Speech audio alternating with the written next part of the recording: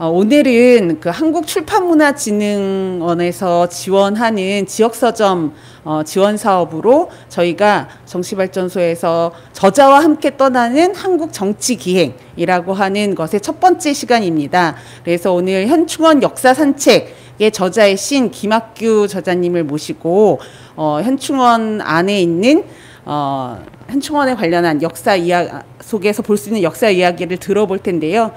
그 나라가 어떤 나라인지 알려면 그 나라의 국립묘지에 가보면 된다라고 책에 적혀 있듯이 그냥 현충원이 아니라 한국의 근현대사를 현충원을 통해서 알 수 있는 되게 소중한 시간이 되리라고 생각이 듭니다.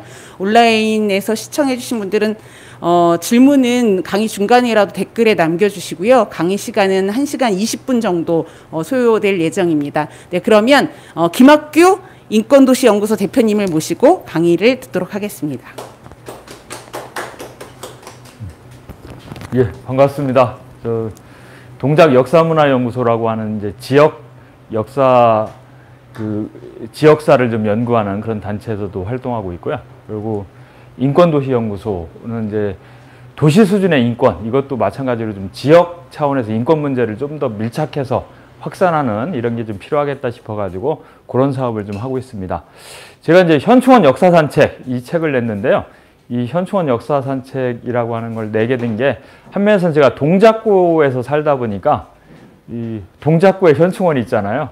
그래서 좀 관심을 가진 것도 있는데 사실은 저도 이 동작구에 오래 살았지만 현충원에 잘 안 갔었습니다.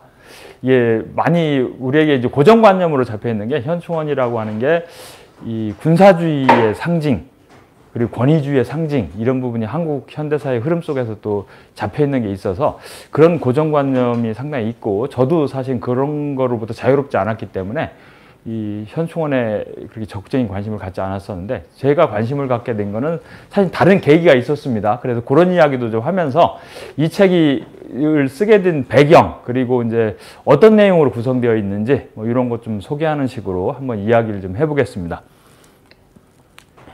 제가 이게 역사라고 하는 이야기를 풀면서 되게 좀 좋아하는 이야기고 이 역사라고 하는 것에 왜 관심을 가져야 하는지 이런 부분을 좀 이해하는데 이렇게 적나라하게 또 표현한 것도 없다 싶어서 이 조지 오웰의 이 말을 좀 되게 좋아합니다. 어쨌든 이게 과거를 지배하는 사람이 미래를 지배할 수 있다. 특히 이제 우리가 뭐 많이 정치에 관심 있는 분들도 많고 그런데 우리가 정치를 하는 이유는 또 우리가 뭐랄까 좋은 세상을 만들기 위한 거 이런 부분이 이제 클 텐데 그런 좋은 세상을 만들기 위해서 활동을 할 때 그 정당성이라고 하는 게 어떻게 확보될 수 있느냐 저는 그런 과정에서 특히 이제 과거를 지배하는 게 되게 중요하다고 생각을 하고요. 실제 현실에서 그러다 보니까 그 주요한 정치 세력들도 이제 자신의 근거 이런 부분을 설명할 때 이제 과거로부터 설명을 할 수밖에 없는 거죠. 왜 내가 여기에 있고 내가 왜 한국 사회를 주도해야 하는지 이런 부분을 설명하려면 나는 어떻게 살아온 사람이고 지금 그런 과정에서 어디에 있기 때문에 내가 이제 우리 사회를 주도하는데 나한테 표를 달라 뭐 이런 이야기도 좀 할 수 있는 게 아니겠는가. 그래서 좀 이 말의 의미 이런 부분을 한번 좀 되새겨 보면서 이제 역사라고 하는 게 단순한 올드 스토리가 아니라 우리가 어디에 서 있고 앞으로 어디에 가야 할지 이런 걸 좀 밝히는데 아주 핵심적인 것이 아닌가 이런 생각이 좀 듭니다. 그래서 특히 이제 근현대사에 우리가 관심을 가지고 특히 이제 자신의 정체성 이런 사고법 이런 부분을 좀 분명히 드러내는 데 있어서는 역사 속에서 자신의 위치를 좀 정확히 잡는 것 이런 게 좀 되게 중요한 문제가 아닌가 하는 생각 때문에 이걸 좋아하고요. 제가 이제 현충원에 대해서 관심을 많이 갖게 된 게 의외로 제가 중간 과정에서 2005년에 제가 한번 평양을 방문한 적이 있습니다. 평양을 방문했더니 거기서 제가 고려 호텔에 머물렀는데요. 고려 호텔에서는 그 있는 내내 이 TV에서는 혁명열사령을 계속 반복해서 보여주더라고요. 그리고 이제 방문한 데는 이 애국열사령, 이 사진은 이제 애국열사령의 모습입니다. 그래서 이걸 보면서 제가 그 조선민주주의 인민공화국이란 나라는 어떤 나라인가에 대해서 새삼스럽게 거기서 고민을 좀 하게 됐습니다. 그러면서 이 조선민주주의 인민공화국은 바로 혁명열사령, 애국열사령을 통해서 자신의 정체성을 좀 표현하고 있구나. 그리고 우리한테도 그걸 보여주려고 하는구나. 이런 생각을 좀 하게 돼 있고요. 그게 저한테는 되게 자극이 되면서 그러면 대한민국은 도대체 어떤 나라인가에 대해서 이 현충원에 좀 한번 관심을 가져볼 필요가 있겠구나. 그래서 한번 비교도 해보고 이런 고민을 좀 진척시켜 봐야겠구나. 그동안에 제가 좀 그걸 너무 외면해 왔는데 외면할 문제가 아니라 오히려 들어가서 한번 접근해 볼 필요가 있겠다. 이런 고민을 좀 하게 됐고요. 마침 또 제가 동작구에 살다 보니까 더 잘 됐다. 이런 생각을 해서 그걸 계기로 좀 현충원에 좀 관심을 갖게 됐습니다. 현충원이 되게 넓습니다. 이 공간이 뭐 묘지 공간만도 상당히 넓은데 문제는 뭐 그 뒤로 보면 제가 얼마 전에 대전현충원에 가보니까 대전현충원은 또 2배로 더 크더라고요.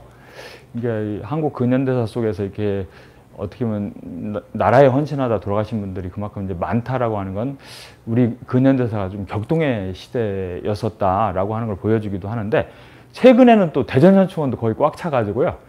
연천에 또 현충원을 하나 더 만들려고 한답니다. 그래서 지금 추진 중에 있고 그런데 어쨌든 그 서울 현충원만 해도 상당히 큰 공간인데요. 이 현충원이라고 하는 게 국립묘지 이런 부분이 그 나라를 상징하는 그런 이제 공간이기도 하죠. 그래서 국가원수가 이렇게 그 나라를 방문하면 이렇게 참배를 하고 이렇게 하는 게 서로 기본적인 예의고 이게 항상 기본 코스로 잡히는데 우리 전 대통령도 문재인 대통령이 이건 핀란드 가서 핀란드의 국립묘지를 방문해서 참배하는 모습 이런 모습이고 또 이 모습은 이제 미국의 바이든 대통령이 그 한국에 와서 지금 이제 국립서울현충원을 좀 참배하는 모습 이런 모습입니다. 그러니까 그 나라의 상징적인 장소 중에 하나다 보니까 국가 원수라든지 국빈으로 오는 분들이 항상 좀 참배하는 곳 이런 부분인 거죠. 그래서 이제 제가 이 책에서도 그 나라가 어떤 나라인지 알려면 이제 그 나라의 국립묘지를 가보면 된다 이런 이야기를 했는데 저도 사실은 이런 생각을 잘 못해서 이전에 한번 유럽 여행을 한번 갔었는데 그 프랑스에 가서 프랑스 빵떼옹도 가보지 못하고 그때는 딴 데만 구경을 하다가 왔는데 뒤늦게 제가 이 국립묘지에 관심을 가지면서 내가 그때 프랑스 빵떼옹을 가봤어야 하는데 이런 생각을 좀 하면서 후회하고 그랬었는데 이 프랑스라고 하는 나라는 어떤 나라인가? 그래서 실제로 우리가 많이 얘기하듯이 프랑스는 이제 프랑스 대혁명이 상징적인 그런 곳이잖아요. 그래서 프랑스 대혁명 이전과 이후를 구별하고 특히 이제 그 자유 프랑스 이런 것을 상징하는 그런 곳이기도 한데 여기에 보니까 이제 프랑스 혁명의 지도자들이 여기에 안장이 돼 있고 물론 그분들만 아닌데 처음 시작 과정이 이제 그런 과정이더라고요. 그래서 프랑스라는 나라가 어떤 나라인가라고 하는 것 속에서 이 빵떼옹을 보면 프랑스 혁명에 기반한 나라구나. 이렇게 우선 좀 접근해서 이해할 수 있는 이런 공간인 거죠. 근데 이제 미국 같은 경우는 그 알링턴 국립묘지라든지 여러 국립묘지가 있는데 저희가 이거 공부하면서 의외의 모습이구나 미국이 이런 생각을 하게 된 게 미국도 소위 독립전쟁에 기초해서 나라가 만들어졌잖아요. 그런데 의외로 미국도 독립전쟁 과정에서 죽은 사람들이 있을 거 아닙니까? 그런데 그 사람들을 기리는 이런 국립묘지는 없었더라고요. 그 당시에 그런 생각을 못 했는가 봐요. 그랬다가 여기는 의외로 언제 국립묘지가 생겼느냐? 남북전쟁의 과정에서 국립묘지가 생기는 거예요. 특히 거기에는 북군들만 모시는 이제 그런 공간이 되는 거예요. 남군들은 배제하는. 그런데 이제 미국이 그래도 대단한 나라구나라고 생각한 거는 이 묘지의 역사에서 이렇게 보면서는 그렇게 갈등을 겪었는데 내전을 겪으면서 한 30년 후에 그래도 화해를 하더라고요. 1890년대 가면 화해를 하면서 이제는 국립묘지에 남군으로 죽은 사람들도 같이 모시면서 자신들이 이걸 함께 극복해 나가는 이런 부분을 이제 국립묘지에서도 보여주는 이런 모습을 보면서 미국이 그래도 대단한 나라구나 이런 생각을 했고 이런 걸 보면서 그럼 우리는 대한민국이라는 나라는 어떤 나라인가? 이런 걸 이제 국립묘지를 통해서 한번 이해해 보려고 해보니까 우리는 프랑스형의 그런 국립묘지를 가질 수도 있었는데 갖지 못한 거 아닌가 하는 생각을 좀 하게 됐었고요. 우리도 그런데 결국엔 보니까 그 남북전쟁을 한 거잖아요. 그리고 그 과정에서 죽은 그 한국군을 모시는 군인묘지를 이제 처음 만들고 그게 발전해서 국립묘지가 되는 이런 과정을 겪었기 때문에 어떻게 보면 미국식에 가까운 그런 이제 국립묘지를 갖추게 된 이런 과정인데 그것으로 끝이냐? 그건 또 아닌 것 같아요. 제가 좀 들여다보니까 우리 사회가 변화 발전하면서 그게 또 이 국립묘지에도 반영되면서 이 국립묘지의 모습이 또 일정하게 변화 발전하는 모습이 있구나. 이런 걸 좀 생각하게 됐고요. 또 그러면서 우리가 좀 더 작용을 하면 이 국립묘지가 더 발전할 수 있겠다. 이런 생각을 좀 하면서 이 국립묘지를 좀 접근해 봤고요. 그래서 우리 국립묘지를 좀 이해해 보려고 이렇게 노력을 좀 했습니다. 요 앞에는 끊으면 더 낫지 않을까 하는 생각도 드는데 괜찮은가요? 안 꺼져요. 여기가 현충원이 자리 잡혀 있는 공간을 제가 그 역사 속에서도 좀 한번 이해했으면 해서 몇 가지 좀 이렇게 자료를 좀 이렇게 준비했는데요. 이건 조선시대 때 우리 정선, 소위 진경산수화의 대가 이렇게 이제 불리는 이 정선이 그린 그림입니다.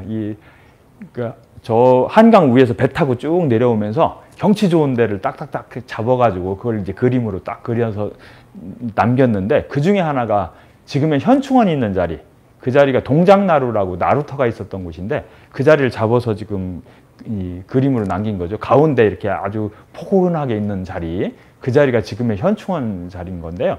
저 자리가 조선시대 때는 경치가 좋은 곳이어서 그 한양에서 잘 나가는 사람들, 그 있는 사람들이 저기에 별장, 별서 이런 걸 많이 두고 이렇게 운영을 했었던 그런 공간이라고 합니다. 요거는 이제 현충원 전에 이제 아까 군인묘지, 국군묘지가 들어서기 직전의 모습, 한국전쟁 직후의 모습인 거예요. 아직도 뭐 배도 있고 거기 모습이 지금의 어떤 거기 이렇게 멀리서 바라보면 아까 그 동작진 그림이나 아까 사진 나왔던 것하고 이렇게 연관해서 보면 아, 그 자리구나 이런 느낌이 있을 겁니다. 되게 자리가 되게 좋습니다. 이거는 이제 현충원 위에서 내려다 봤을 때 국립묘지에서 제일 경치 좋은 자리에서 봤을 때 제일 경치 좋은 자리가 어디냐면 장군묘역 위에 장군 일묘역. 왜냐하면 이게 군인묘지로 시작하다 보니까 장군들이 제일 좋은 자리를 차지한 거예요, 처음에. 그래서 그 자리가 이 한강을 딱 내려다보면 정면으로 한강이 딱 바라다 보이는 정말 좋은 자리구나 이런 느낌이 딱 드는 그런 곳입니다. 근데 이 현충원이라는 자리는 우리가 또 요즘도 그 뭐 대통령실 뭐 옮기고 막 하는 과정에서 풍수지리 얘기가 많이 나오잖아요. 근데 여기가 풍수지리와 관련된 이야기가 되게 많은 자리입니다. 되게 좋은 자리다. 이렇게 하면서 근데 그 좋은 자리의 역사는 언제부터 시작되느냐? 선조 할머니 묘가 이 공간에 들어서는 거예요. 그래서 여기를 동작릉이라고도 부르기도 하고 그랬었는데 선조가 임금이 된 것도 할머니 묘자리를 잘 써서 그렇다. 뭐 이런 얘기가 있고 또 우리는 뭐 임진왜란 참 선조 한이 쌓인 인물이고 참 문제가 많은 인물이다. 이렇게 많이 얘기하는데 임금을 그래도 한 41년 했으니까 되게 오래 했죠. 그리고 그 이후에 조선의 임금은 다 선조의 직계 후손이다. 그게 이제 묘자리 잘 써서 그렇다. 할머니 묘자리 잘 써서 그렇다. 이런 건데 사실 설마 그렇겠어요. 이제 나중에 만들어진 이런 거겠죠. 근데 이제 좌청룡 우백호 뭐 하면서 이 공간을 이해 보면 정말 좋은 자리는 좋은 자리다. 이런 느낌이 이제 딱 드는 곳이죠. 그리고 이 창빈한 씨 선조 할머니가 대단하다는 생각이 드는 거는 500년이 지났는데 지금의 묘자리 구도가 어떠냐. 지금도 창빈한 씨면 그 자리 그대로 있습니다. 그 왼쪽에는 이승만 대통령을 거느리고 있고요. 그 오른쪽에는 김대중 대통령을 거느리고 있는 거죠. 그러니까 그 자리가 참 대단하구나 이런 느낌이 딱 드는 그런 자리입니다. 현장에 가보면. 이 풍수지리 관련된 부분은 전직 대통령들이 죽어서 여기에 묘자리 들었을 때마다 항상 나오는 이야기예요. 이거는 이제 그 이승만 대통령이 죽었을 때 당시도 논란이 많이 됐죠. 왜냐하면 쫓겨난 대통령인데 그 국립묘지에 이게 드리는 게 말이 되냐 이런 얘기도 많았었는데 당시 언론 보도 나온 거 보면 이 묘자리를 이승만 본인이 잡았다. 스스로 잡았다. 정말 안목이 대단하다. 이런 건데 아까 얘기했듯이 안목이 대단하진 않고 창빈한 씨의 오른쪽에 자리 잡은 그런 정도죠. 자기가 중심이 되지 못하는 이 구도상으로는. 그리고 또 하나는 요 되게 둥근 돌, 특이한 돌이에요. 이게 YS묘 입구에 지금 이렇게 돼 있는데 이 둥근 돌이 어떤 돌이냐면 그 YS 묘자리를 잡았는데 그 묘자리를 파다 보니까 거기 안에 묘자리 안에 이게 발견된 돌인 거예요. 그것도 하나도 아니고 한 7개가 발견됐대요. 이 풍수지리의 속설에 따르면 이 묘자리에서 돌이 나오면 안 좋다 이런 게 있는데 이 돌이 나온 거죠. 그러니까 이거 지관, 그 자리 잡은 지관은 좀 당혹스러울 수 있었을 거 아닙니까? 근데 이 지관이 노련한 분이기 때문에 그런 게 거리낌이 없죠. 둥근 돌은 괜찮다. 이렇게 이제 넘어가는 거죠. 근데 돌이 신기하긴 합니다. 이게 마치 공룡알 같은 느낌. 그리고 이게 이렇게 막 까지는 것 같은 느낌 있잖아요. 그런 돌이 여러 개가 있어요. 근데 저게 어떻게 해석되느냐. 봉황알. 봉황알은 최고인 거죠. 그래서 이제 봉황알을 품은 그런 자리니까 이 자리는 최고의 명당이다. 이렇게 된 거죠.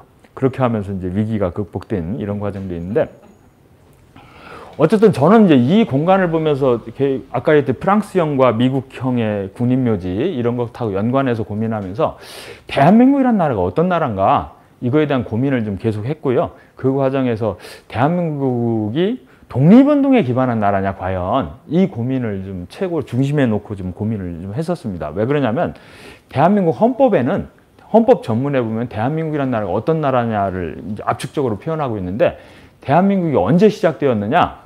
뭐 지금도 막 논쟁이 있죠, 우리 사회에서는. 근데 헌법에는 명확합니다. 1919년 3.1운동의 결과로 대한민국이란 나라가 탄생했다고 보는 거죠. 그때 건립되었다고 보는 거고, 1948년 8월 15일은 대한민국이 재건된 그 시점으로 보는 거예요.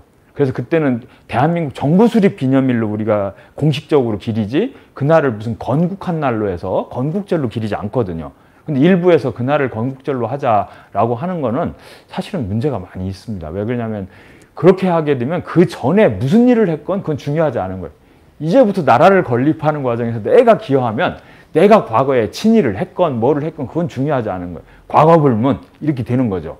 그러다 보니까 이게 문제가 되는 거죠. 왜냐하면 대한민국이라고 하는 나라가 만들어지는 과정은 그 전에 독립운동의 역사가 쌓여서 이 대한민국이라는 나라가 이제 탄생하고 이렇게 온 과정인데, 그런 걸 완전히 생략하게 되고 이렇게 되는 거죠. 그래서 이게 큰 논쟁거리 중에 하나인데, 실제로 헌법의 정신은 명확한 거죠.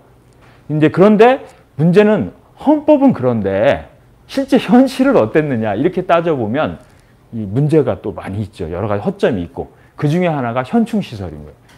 야, 그럼 대한민국이 독립운동에 기반한 나라라면, 특히 1919년에 대한민국이 건립되었다면 당장 그때는 일제에서 이 국토가 여전히 유린되어 있는 상황이기 때문에 당장 국립묘지는 못 만들지만, 해방이 되고 나서 일본이 이제 패퇴하고 나서 특히 대한민국 정부가 정식으로 수립된 1948년 8월 15일 이후에는 최소한 직후에 독립운동가들을 모시는, 독립운동 과정에 돌아가신 분들을 모시는 국립묘지를 만드는 게 어떻게 보면 자연스러운 과정이었을 텐데 왜 그걸 안 했느냐.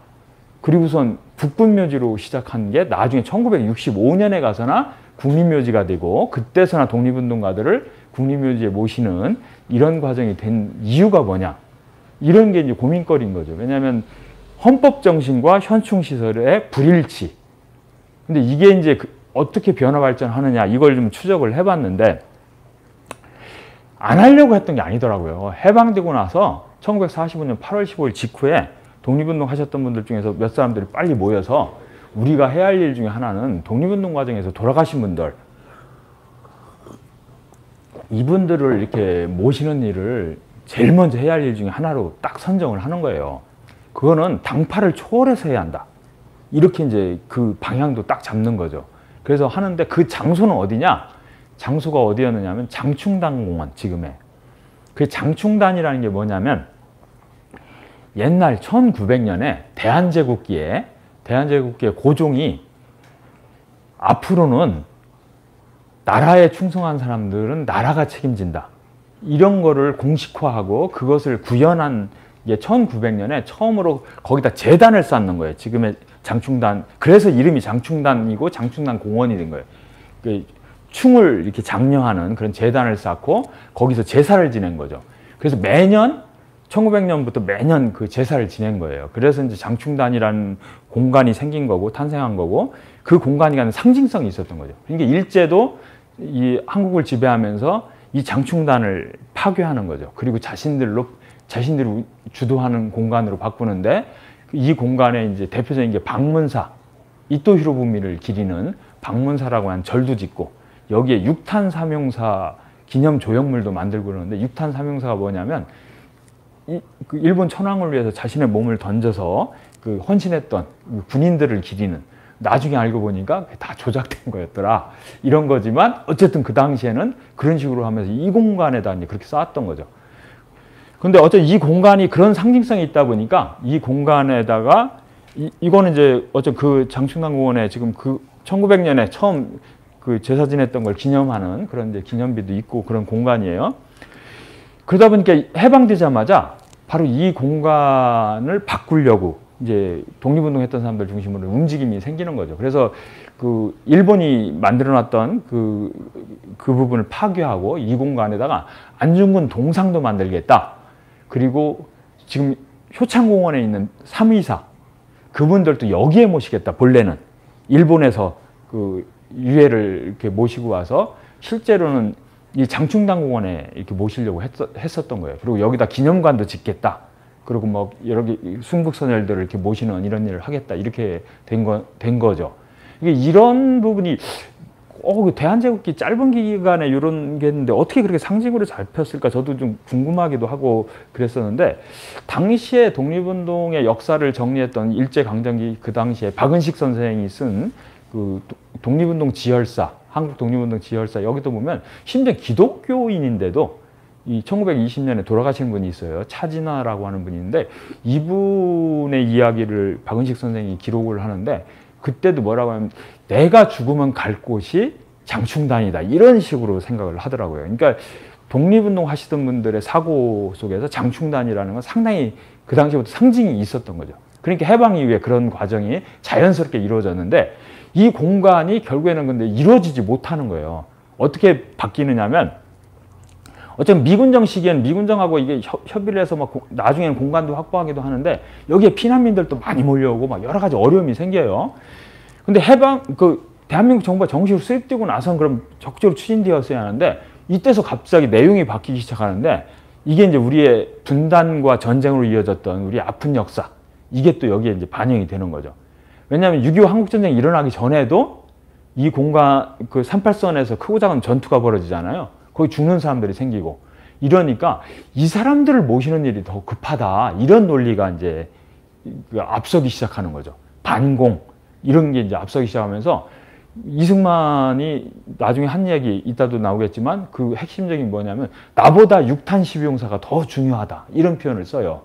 독립운동 한 사람들 지금 막 표창하고 이런 것보다 더 중요한 게 이 반공전선에서 헌신하다 죽는 사람들 이런 사람들을 우리가 모시는 일이 더 중요하다 이런 논리가 횡행하면서 이 장충단 공원이 장충단이라는 곳이 독립운동가들을 모시기 위한 이런 작업이 다 중단되고 이 공간에 그 38선에서 죽은 사람들 지리산에서 죽은 사람들 이런 사람들을 모시는 공간으로 바뀌는 거죠. 그것만이 아니라 이 1949년 8월 15일 이 대한민국 정부 수립 1주년 기념식을 앞두고 독립운동가들에게 표창하자 이런 이제 움직임이 쭉 해서 관련 법령도 정비하고 법률까지는 못 만들고 이 대통령령으로 그런 걸 만들고 해가지고 독립유공자들 이렇게 신청해라 그 훈장 그런 거 줄 수 있도록 해서 그런 거 하겠다 이렇게 해서 뭐 수천 명이 신청했다고 나와요. 그런데 갑자기 1945년 8월 15일 앞두고 한 2, 3일 앞두고 이게 갑자기 중단되는 거예요.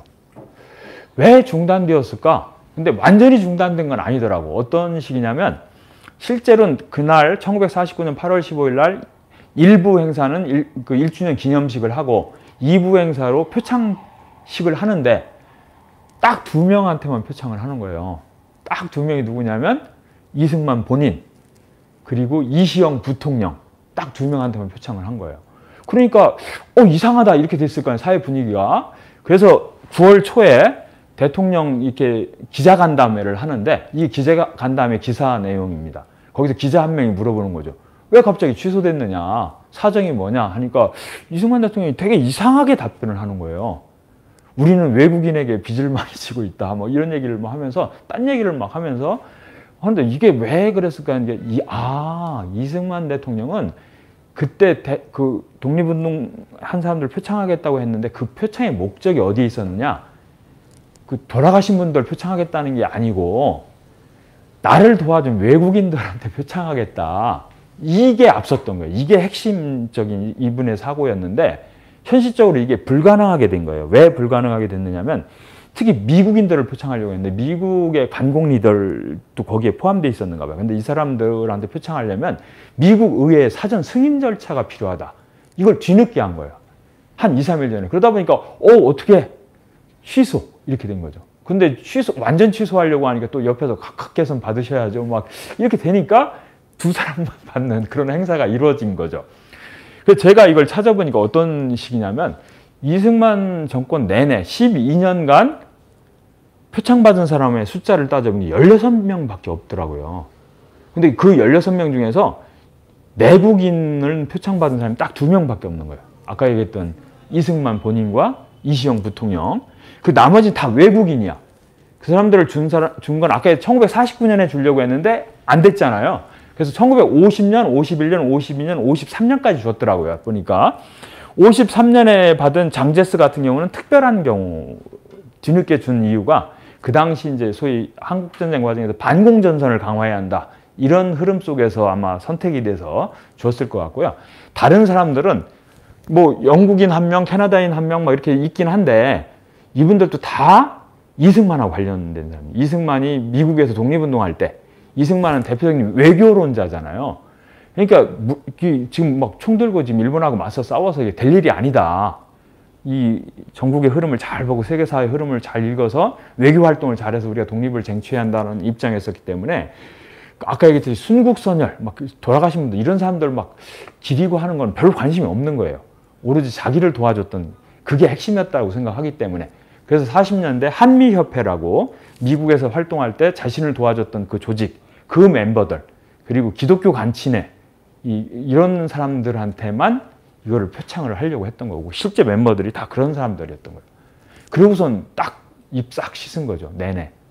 그게 이제 이승만 대통령이 접근했었던. 그래서 이제 왜 이런 일이 벌어졌는가 해서 이 분단과 전쟁으로 이어졌던 우리 아픈 역사라고 하는 구조적인 문제도 있는데 한면에서는 초대 대통령이었던 이승만의 그런 접근법 이런 부분이 강하게 영향을 미쳤었던 것 같아요. 근데 독립유공자 문제와 관련해서 논란이 됐었던 건 사실 그때만이 아니고 4.19 이후에도 비슷한 일이 발생해요. 민주당 정권이 들어서서 이 민주당 정권이 마찬가지로 정부 수립 기념 정부 수립 기념이라네 자기들이 정부 이제 그 공식적인 출범 기념 그 행사를 하면 독립유공자들을 그때는 표창이 아니라 선물도 주고 하면서 이렇게 격려하겠다 하면서 12명인가를 초청하는데 그 초청자들 중에서 반발을 하는 거예요. 기준이 뭐냐? 그 김창숙 선생, 심산 김창숙 이렇게 훌륭한 분들이 야 나보다 더 훌륭한 분들이 많은데 왜 그런 분들은 초청 안 하고 나를 초청했느냐? 이렇게 문제 제기를 하는 거죠. 기준이 뭐냐? 그리고 그 유석현 선생이라고 의열단 하셨던 저분은 뭐라고 또까지 하느냐 더 세게 얘기해. 그 민주당의 뿌리는 한민당이다. 그건 친일파들 아니냐. 그러니까 이런 식으로밖에 못하는 거 아니냐. 이러면서 막 거부하는 사태가 벌어지는 게 이게 4.19 직후의 또 모습이기도 하고요. 또 하나는 5.16 이후에 또 이제 독립유공자들을 대대적으로 표창하는 건 사실 아이러니하게 5.16 이후에 벌어지는 거예요. 왜냐하면 박정희 군사정권은 약간 정체성에 있어서 이 정통성에 있어서 시비가 많이 있었잖아요. 그러다 보니 그걸 만회하는 방법의 하나로 독립유공자를 대대적으로 표창하자. 이런 게 우리에게 되게 좋은 방안 중에 하나다라고 하는 이제 제안이 있고 해서 그런 게 이루어진 거죠. 근데 그때도 논란이 됐던 게 왜 독립유공자들한테 등급을 매기느냐. 이런 문제제기가 이 신규식 선생 그 사위, 그 민피로 이런 분들한테 이제 문제제기가 나오는 거예요. 그래서 신규식 선생 우리는 표창 아예 거부하겠다. 막 이런 얘기도 나오고 이런 논란은 이 정권 내내 계속 바뀌면서도 계속 논란이 되는 이런 과정이었었고요. 어쨌든 저는 이제 현충원을 이렇게 들여다보면서 계속 고민했었던 게 어쨌든 이 공간에서 막 우리가 막 경건해져서 무조건 가서 뭐 애국, 뭐 반공, 멸공, 막 충성, 막 이런 것만 이제 생각할 수는 없잖아요. 그래서 이제 비판적으로 이 공간을 한번 볼 필요가 있겠다. 왜냐하면 여기가 한국 근현대사가 응축되어 있는 공간인데 이 공간을 좀 이 비판적으로 본다라고 하는 건 그 뭐랄까 개선해야 할 게 많이 있고 이런 개선해야 할 부분을 우리가 외면할 게 아니라 오히려 어떤 방향으로 개선해야 하는지 어떻게 바뀌어야 하는지를 적극적으로 문제 제기를 하려면 이 공간을 좀 비판적으로 좀 분석해 볼 필요가 있겠다라고 하는 것 속에서 처음에 든 의문이 뭐 이런 게 있었던 거죠. 친일파가 왜 현충원에 묻혀 있을까? 뭐 이런 거에 대한 고민 많이 하는. 또 여기 살아있을 때 계급에 따라서 죽어서도 이렇게 차등을 두는 게 맞냐. 여기 보면 장군묘역, 장교묘역, 일반 사백묘역이 다 달라요. 크기도 다르고 묘비 크기도 다르고 공간도 이렇게 다르고 이런 게 과연 맞는 거냐 이런 이제 고민, 문제의식 이런 것도 있었고 또 5.17 개헌군들의 묘가 여기에 있는데 여기에서 단순히 있을 뿐만 아니라 전사로 돼 있는 전사였다. 한면에서 그 피해자들은 그 5.18 민주묘역 거기도 국립묘지잖아요. 거기에 또 있는데 가해자도 또 여기에 있는 이런 형국인데 이게 과연 맞는 거냐 내지는 이게 그 정상적인 거냐 이런 고민. 그리고 우리가 일본한테는 과거를 잊은 민족에게는 미래가 없다 이렇게 하면서 많이 비판을 하는데 우리는 좀 반성할 게 없는가 이런 거에 대해서 좀 특히 베트남전 참전용사묘역 이런 거에서 좀 한번 고민이 드는 게 많이 있었던 거고요. 또 우리가 이제 분단 사회니까 이 보니까 독립운동가 묘역을 이렇게 자세히 들여다보니까 남북에서 동시에 인정하는 독립운동가들도 있고요. 북한에서도 기리는 독립운동가, 우리 한 독립운동가인데도 또 반대로 남북에서 동시에 잊혀져 버린 독립운동가들도 있는 거예요. 그래서 이런 부분이 우리의 분단과 전쟁으로 이어졌던 우리 아픈 역사 속에서 나타난 문제인데 이런 걸 어떻게 이해할까? 이런 걸 어떻게 극복할까? 이런 고민도 좀 하게 된 거고요. 또 한 면에서는 여기 탐방하면서는 특히 여성들하고 많이 탐방하다 보면 여성들의 불만이 많이 터져요. 아, 여기 무슨 뭐 애국은 뭐 남성만의 전유물이야? 왜 뭐 이런 거죠. 그래서 아, 이게 성평등의 시각에서 한번 이 공간을 들여다볼 필요가 있겠구나 이런 생각을 좀 하게 된 거죠. 그래서 그런 부분에 대한 고민, 그래서 여성길 뭐 이런 것도 나오게 된 것도 그런 과정인 거고 독립유공자 묘역을 가보니까 의병부터 이렇게 독립유공자로 인정돼서 여기 있는데 특이해요. 뭐냐면 의병은 가만히 생각해 보면 제국을 지키려고 했던 사람이 의병인 거죠. 우리 미스터 선샤인 많이 보셨을 텐데 그 드라마 아주 인기 있는 드라마인데 거기서 이병헌이 그런 얘기 하잖아요. 그 누구지? 그 고해신한테 그 물어보는 게 귀하가 지키려고 하는 조선에는 누가 사는 거요? 이렇게 물어보잖아요. 그러면서 그 노비는 살 수 있어?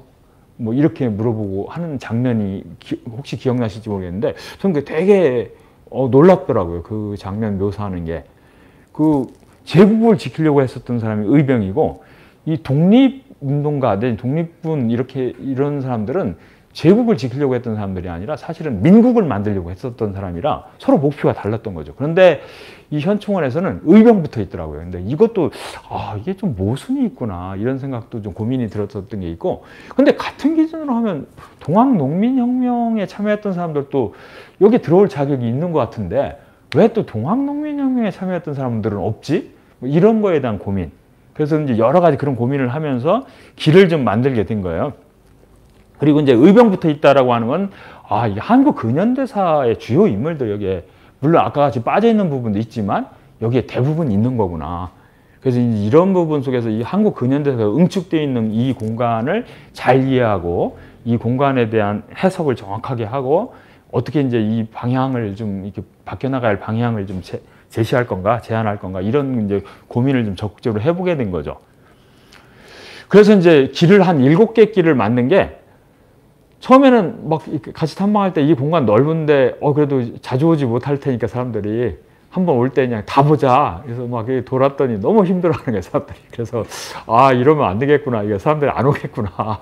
그래서 이제 주제별 코스를 한번 잡아보자. 그래서 이제 독립운동가 길, 뭐 또 친일파 길, 또 이제 여성길, 뭐 대통령길, 4.3길, 5월길, 그리고 이제 평화통일길 이렇게 잡은 것도 이제 그런 고민 속에서 이제 잡은 거고요. 독립유공자길을 이제 제일 많이 부분도 좀 많고 그런 건 아까 했듯이 제가 가장 핵심적인 고민, 이 대한민국이라는 나라가 과연 독립운동에 기반한 나라인가? 이거에 대한 고민 때문에 이제 제가 내린 결론은 어쨌든 처음에는 우리가 독립운동에 기반한 나라라고 하기 민망한 여러 가지 문제점이 많았는데 우리 사회가 민주화되는 과정에서 이게 대한민국이라는 나라가 일정하게 독립운동에 기반한 나라로 오히려 형성되어 왔다. 저는 이제 이런 식으로 접근을 하게 됐고, 그래서 이제 1948년 8월 15일 내지는 1945년 8월 15일 뭐 이런 기준으로 이렇게 본다면 여러 가지 우리가 부족한 것도 많고 그런데 그 이후의 변화 발전 과정에서 보면 충분히 좀 긍정적으로 생각할 수 있겠다 이런 생각도 좀 했고요. 그 독립유공자길, 아니 독립운동가길 이렇게 보면 되게 이제 독립유공자 묘역이 이제 65년도부터 이렇게 조성이 되기 시작하면서 국립묘지가 될 때부터 이렇게 단계적으로 이렇게 만들어지는데 그 독립유공자 묘역에만 사실은 독립운동가가 있는 게 아니라 다른 부분에도 좀 있어요. 장군 묘역에도 좀 있고 또 국가유공자 묘역에도 있고 다른 뭐 위패로 모셔져 있는 부분도 있고 여러 공간이 좀 있어서 그런 부분이 또 이 현충원을 어설프게 아시는 분들은 되게 아 독립운동가들도 거기 있다 정도 아시는 분들은 많은데 그 공간 말고 다른 공간에도 독립운동가들이 있다는 걸 아는 분들은 그렇게 많지는 않더라고요, 또. 그래서 그게 그만큼 이제 현충원이라고 하는 게 좀 체계적으로 분석되고 사람들에게 알려져 있고 이러지 못하구나 이런 생각도 좀 해서 독립운동가길을 좀 이렇게 코스를 좀 잡아서 이렇게 쭉 도는 뭐 이런 이제 방식으로 좀 접근을 좀 하고 있고요. 핵심적인 경우는 어쨌든 독립유공자 그 묘역 이쪽인데 1965년에 이제 처음 생긴 거예요. 1948년, 뭐 49년 정도에는 생겼어야 할 것 같은데 이렇게 늦게 생긴 거죠. 이때 생긴 것도 사실은 양 측면이 다 있는데 이때가 한일회담 반대 투쟁이 아주 격렬하게 일어날 때예요. 아까 했던 이 박정희는 그 부분에 대한 자기 컴플렉스가 있었고 이러기 때문에 그걸 만회하고자 하는 생각이 상당히 좀 있었고 그런 차원에서 이 애국지사묘역이라고 하는 걸 좀 만든 이런 측면이 있는 거고 반대의 측면에서 보면 우리의 그런 운동의 성과이기도 한 거죠. 4.19의 여파도 있었고 또 한일회담 반대 투쟁이 광범위하게 일어나면서 이런 묘역이 생기게 되는 과정 이런 부분이 있었고요. 또 이제 무선열재단이라고 하는 건 이제 후손 없는 사람들, 이게 위패로 모셔져 있는 이런 공간이 있습니다. 여기 뭐 유관순 열사도 있고 뭐 이전에는 홍범도도 있었고 그런데 지금은 이제 또 바뀐 과정이 있다고는 좀 얘기를 하기로 하고 또 하나가 이제 상징적인 의미를 갖는 게 임시정부 요인 묘역인 거예요. 그 대한민국 헌법에 아까 헌법 전문에 이제 우리가 3.1운동의 결과로 대한민국이 이제 건립되었다라고 돼 있었다고 했잖아요. 그 재헌헌법에 그렇게 돼 있었는데 이게 5.16 쿠데타 이후에 헌법을 개정하면서 이게 빠져요. 그것도 그래서 전두환 때까지 이게 빠져 있었어요. 그냥 3.1운동의 독립정신을 계승하고 이렇게 추상적으로만 돼 있었던 거예요. 그랬다가 그 6월 민주항쟁 이후에 그 현행 10호헌법에서는 대한민국 임시정부의 법통을 계승하고 이런 식으로 해서 좀 더 다시 구체화된 거예요. 재헌헌법의 정신이 표현을 좀 바꿔서 다시 이제 이어지는 과정인 거죠. 그런데 생각해보면 그러면 임시정부를 기리는 어떤 현충시설에도 있어야 할 것 같은데 그런 게 없었던 거죠. 이게 이제 만들어진 게 이제 93년 이때 만들어지는 건데 YS 때 YS가 이제 역사 바로 세우기 이런 것 속에서 자기는 최초의 문민정부를 이끌고 있다는 자부심에 기초해서 역사 바로 세우기를 하면서 그 중에 하나로 임시정부 유인묘역을 현충원에 만드는 거죠. 그래서 나름대로 상징성이 있는 거죠. 헌법 정신과 이 현충시설이 지금 일치되어가는 과정 이런 부분에서 상당히 상징성이 있는 그런 공간인 거고요. 그 다음에 제가 볼 땐 더 중요한 게 이거라고 생각하는데 대한독립군 무명용사 위령탑. 독립운동 과정에서 이름도 남기지 못하고 돌아가신 분들이 그렇게 많은데 대한민국이란 나라가 그분들도 잊지 않겠다라고 선언한 거는 2002년에 가서나 선언한 거죠. 상당히 늦었지만 그래 늦었어도 얼마나 다행인가 뭐 이런 생각이 드는데 그래서 저는 오히려 정의당 같은 경우도 한번 생각해 볼 게 현충원에 가면 어디를 가야 할 것인가 라고 하는 부분에 저는 이 대한독립군 무명용사 위령탑을 한번 가보는 것 가서 거기서 그런 의미를 좀 되새겨 보는 건 상당히 좀 의미가 있겠다는 생각을 하는데 그 한번 좀 생각해 볼 문제일 것 같아요. 그 어쨌든 독립운동 과정에서 이름도 남기지 못한 분 이렇게 막 따져보면 어떤 사람은 한 30만 원 될 거다라고 하는데 제가도 이렇게 따져보면 한 20만 원 넘을 것 같아요. 그렇게 많은 사람들을 대한민국이라는 나라가 그 기억도 안 하고 있고 별로 그 신경도 안 쓰다가 그래도 저런 상징적인 조형물을 만들면서 잊지 않겠다라고 선언한 거죠. 그래서 상당히 의미가 있다. 그래서 저 대한독립군 무명용사 위령탑이 현충원에 들어서면서 이제서야 비로소 대한민국이라는 나라가 독립운동에 기반한 나라다라고 얘기할 수 있는 그런 기본 틀을 좀 갖췄다 이렇게 생각되더라고요. 그래서 아까 임시정부 유엔묘역을 만든 것 그리고 2002년에 저 대한독립군 무명용사 위령탑을 만든 것이 갖는 상징성 이건 우리의 역사에서 되게 좀 중요하게 봐야 하지 않을까 이런 생각을 좀 했고요. 아까 여긴 누가 안장되어 있을까? 의병부터 이렇게 안장되어 있는데 아까 막 그런 얘기 했죠. 원칙적으로 이렇게 따져보면 의병이 추구했던 바와 독립운동 했던 부분이 추구했던 바는 좀 다르다. 이어진 사람들도 있어요. 의병하다 독립운동 한 사람들 있잖아요. 그러면 자기의 생각을 발전시켜서 이제는 민국을 목표로 이제 바뀐 사람들이 있고 여전히 민국을 목표로 하지 않는 사람들도 있었어요. 만주에 가서도 1910년대 제국을 여전히 꿈꾸면서 그 제국을 복원하려고 했던 사람들이 있었는데 이 갈등이 1910년대 만주에서 항일 무장투쟁하는 사람들 내에서도 상당히 있었어요. 이제 그런 부분도 우리가 좀 이해할 필요는 있겠다. 근데 우리가 독립유공자를 표창하는 과정, 저런 걸 정립하는 과정에서 보니까 저런 걸 좀 엄격하게 구별하고 이 평가하고 분석하면서 독립유공자에 대한 기준을 만들진 못했구나. 저는 이제 그런 생각을 좀 하게 됐습니다. 사실은 아까 얘기했던 그 동학농민혁명, 특히 2차 동학농민혁명은 그 일제에 맞서서 싸운 거잖아요. 그런데 같은 기준으로 하면 당연히 저분들도 모셔야 하는데 아직 안 하고 있는 거죠. 근데 최근에 그 저분들도 독립유공자를 인정하는 것이 필요하다라고 해서 운동하시는 분들이 있어요. 이분들이 지금 법안 개정안을 국회에 냈는데 아예 법령에다가 저걸 집어넣자 뭐 이렇게 해가지고 지금 한 60명의 국회의원들이 이제 공동으로 발의한 게 있다고 그래요. 그래서 아마 변화할 가능성, 올해 내로 그게 이루어질 가능성도 상당히 좀 있다고 합니다. 그런 부분도 한번 생각해 볼 문제고요. 근데 여기에 등장하는 독립운동가들 정말 많은데 그분들 중에서 누구를 소개할까 저도 상당히 좀 고민이었어요.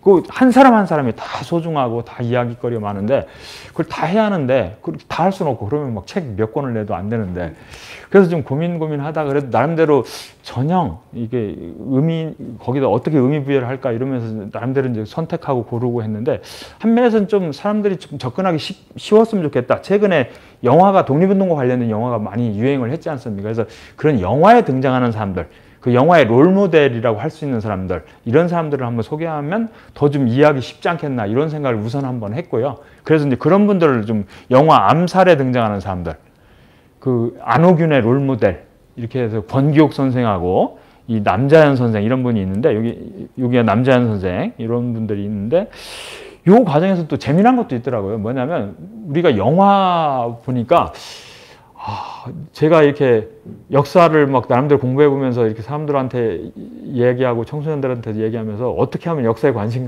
가지게 할 건가 이러면서 이제 제가 우스갯소리로 얘기하는 게 역사를 잘 안다고 해서 부자가 되는 건 아닌데 역사를 잘 모르면 잘못하면 거덜날 수 있다. 그 대표적인 사례가 이 영화 청년을 만든 사람들이다. 저 영화 청년을 만든 사람들이 우리나라 최초의 여자 비행사를 권기옥 선생으로 잡지 않고 엉뚱하게 박경원이라는 사람을 이제 설정을 해서 그 사람이 실제 인물이에요. 근데 최초의 여자 비행사가 아니야. 권기옥 선생의 여자 비행사인데 잘 모르는 거죠. 역사를 잘 몰라가지고 그 사람인 줄 알고 그 사람을 이제 띄워서 만든 거죠. 그리고 야심작으로 해서 그 당시 120억 정도 들였다고 그래요. 그 당시 최고로 돈을 많이 들였다고 그래요. 그러니까 한 1000만 관객을 목표로 만들었겠죠. 그랬는데 이게 최초의 여자 비행사 잘못 고증했다. 또 하나는 그 박경원이 친일 인사인데 그걸 미화했다. 이게 논란이 되면서 영화가 망했어요. 49만 밖에 안 봤어요. 그러니까 역사를 잘 모르면 이렇게 거덜날 수 있다. 이제 그래서 역사를 잘 알아야 한다. 이런 사례로 제가 좀 많이 얘기하기도 하고 그러는데 어쨌든 이 남자연 선생 뭐 제가 자세히 뭐 이야기하지는 않겠습니다. 시간이 많지 않아서 또 영화 밀정 여기에도 등장하는 사람들을 보면 재밌는 거는 영화 밀정의 주인공들 중에서는 현충원에 없는 사람들이 좀 많이 있습니다. 왜 그러냐면 그 공유가 맡았던 김시연 그분은 해방 이후에 그 이승만을 저격하려고 하다가 그 실패하면서 감옥살이를 하신 분이에요. 그러다 보니 그 이유 때문에 지금도 독립유공자로 인정을 받지 못하고 있어요. 그래서 국립묘지에 없고 그런 분도 있는데 여기에 다행히 좀 계신 분도 있죠. 영화 밀정의 첫 장면에 그 발가락 하나만 남기고 돌아가시는 분. 그분 같은 경우가 여기 영화에서는 김장옥으로 나오는데 실제로 이제 김상옥 선생을 롤모델로 해서 만들었다. 하는데 이제 김상옥 선생도 여기에 있고요. 또 위패로 모셔져 있는 분 중에서 김익상 선생 여기에 이제 계시는데 김익상 선생은 영화 밀정에서 마지막 장면, 그러니까 학생이 이제 자전거에 폭탄을 싣고 조선총독부로 들어가는 장면, 그게 이제 김익상 선생이 조선총독부에 폭탄을 투척했던 그거를 이제 기반으로 해서 이제 만들었다 이렇게 알려져 있는데 이제 장소는 다르죠. 왜냐하면 김익상 선생이 폭탄을 투척한 건 남산에 있을 때, 남산 외성대 조선총독부가 있을 시절에 이제 폭탄을 투척한 거고 영화에서는 이제 1926년 이후에 지금의 이제 광화문 뒤에 있었던 중앙청 건물로도 사용했었던 그 총독부 건물로 이제 들어가는 장면이니까 장소는 다른데 실제로 이제 김익상 선생을 롤모델로 해서 이제 했다 해서 이야기 됐었는데 여기에 마찬가지로 이렇게 위패가 모셔져 있습니다. 또 영화 박열, 이 영화의 주인공 마찬가지 여기에 있죠. 이렇게 위패로 모셔져 있는데 그 박열은 정말 파란만장한 삶을 살았어요. 그 당시 일제강점기에도 파란만장한 삶을 살았을 뿐만 아니라 해방 이후에도 이분은 그 해방되자마자 바로 석방된 것도 아니에요. 국사범이었기 때문에 10월 달에 가서나 석방이 됐으니까 최장기수였었죠. 근데 나와서 이제 제일동포 조직사업 하고 그러다가 이 귀국을 했는데 귀국을 하고 나서 얼마 안 있어가지고 6.25 한국전쟁이 일어나면서 납북된 거죠. 그래서 북한에 이제 무덤이 있는, 북한의 제북인사묘역에 이제 무덤이 있는 그 이렇게 모습이고 우리는 이 분단 과정에서 특히 레드 컴플렉스 강한 그런 반공주의가 횡행하는 이런 시기에 이 납북된 사람들조차도 다 빨갱이라고 외면을 했었던 거죠. 그랬다 뒤늦게 1989년, 90년에 가서나 이분들을 독립유공자로 인정하면서 이제 위패로 이렇게 모시는, 그래서 이제 무선열재단에 이렇게 위패로 모셔져 있고요. 중간에 재밌게 이렇게 철선을 또 이렇게 해놨어요. 이쪽이 그 납북인사들 구별을 해놨어 또. 하필이면 또 철선으로. 그래서 이 분단을 좀 이렇게 느끼게 하는. 여기 우리 유명한 뭐 김규식 선생이나 조수왕 선생 이런 분들이 다 있는데 저도 이렇게 가서 사람들하고 얘기해 보면 아, 우리 김규식, 조수왕 그렇게 유명했던 사람들인데도 우리의 기억에서는 다 사라져버린 거죠. 누군지 잘 기억을 못하는 경우가 많은, 이게 우리의 안타까운 현실인데 어쨌든 이런 분들의 위패가 여기 있고 여기 박열 아까 여기 이제 박열인데 이게 잘 안 보이네요. 안 보이는데 어쨌든 그렇게 좀 연결돼 있고 여기엔 또 아까 나왔던 그 가네코 후미코 이 가네코 후미코 같은 경우는 실제로 이제 박열의 오히려 고향인 문경에 지금 묘가 있는 이런 부분인데 우리가 이제 많이 한일 관계나 이런 부분을 어떻게 극복해 나갈 것인가 해서 막 논란도 많고 심지어는 막 극단적으로 왜곡해서 막 주장하는 사람들도 있고 그런데 사실 일제 강점기에도 일본인들도 우리의 독립을 위해서 싸운 사람들이 있고 함께 손잡고 싸운 사람들이 많이 있단 말이에요. 그 중에 대표적인 사람이 가네코 후미코였고 여기도 이제 독립유공자로 인정이 됐죠. 서대문 형무소에도 가보면 일본인들이 거기 감옥살이 했던 이야기도 거기에 같이 있고 그러거든요. 그러니까 그 한일 관계 이런 부분을 인종주의적으로 접근하면 안 되는 거잖아요. 근데 실제로 우리는 일제강점기에도 독립운동하는 사람들은 그렇게 접근하지 않고 싸워왔었는데 오히려 지금 와서 엉뚱하게 그렇게 왜곡하려고 하는 사람들이 있는 거죠.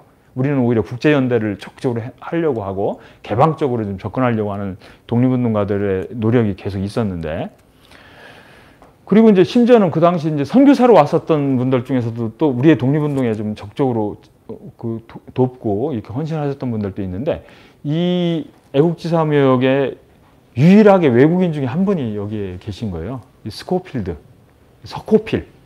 그래서 뭐 최근에 미국 드라마 그 프리즌 브레이크에 또 등장한 마이클 스코필드가 있어가지고 한국인들이 그 사람한테 석고필이라는 애칭을 붙여줬더니 왜 나한테 석고필이라고 하냐? 그러니까 아 우리 독립운동의 역사에서 우리를 도와준 아주 고마운 분이 있는데 그분이 석고필이었다. 그분의 본명은 이제 스코필드다. 이렇게 해서 이제 그 얘기를 하니까 그 마이클 스코필드가 너무 감격을 해서 그런 대단한 분하고 나를 그런 대단한 분하고 비슷하게 동격으로 이렇게 해준다는 게 너무 좀 민망하다. 그러면서 너무 고맙다 그랬다는 얘기가 에피소드가 있는데 이분은 3.1운동 시기에도 이제 이분이 찍은 사진이 지금 많이 남아있는 거예요. 대부분이. 왜 그러냐면 민족대표 33인 중에 한 명인 이갑성 선생이 이분한테 부탁을 하는 거죠. 우리가 이제 이런 준비를 하고 있는데 우리는 다 잡혀갈 거다. 근데 이제 당신이 좀 도와줬으면 좋겠다. 당신이 그 현장도 기록해 주셨으면 좋겠고 이런 걸 좀 외국에도 적극적으로 알려줬으면 좋겠다.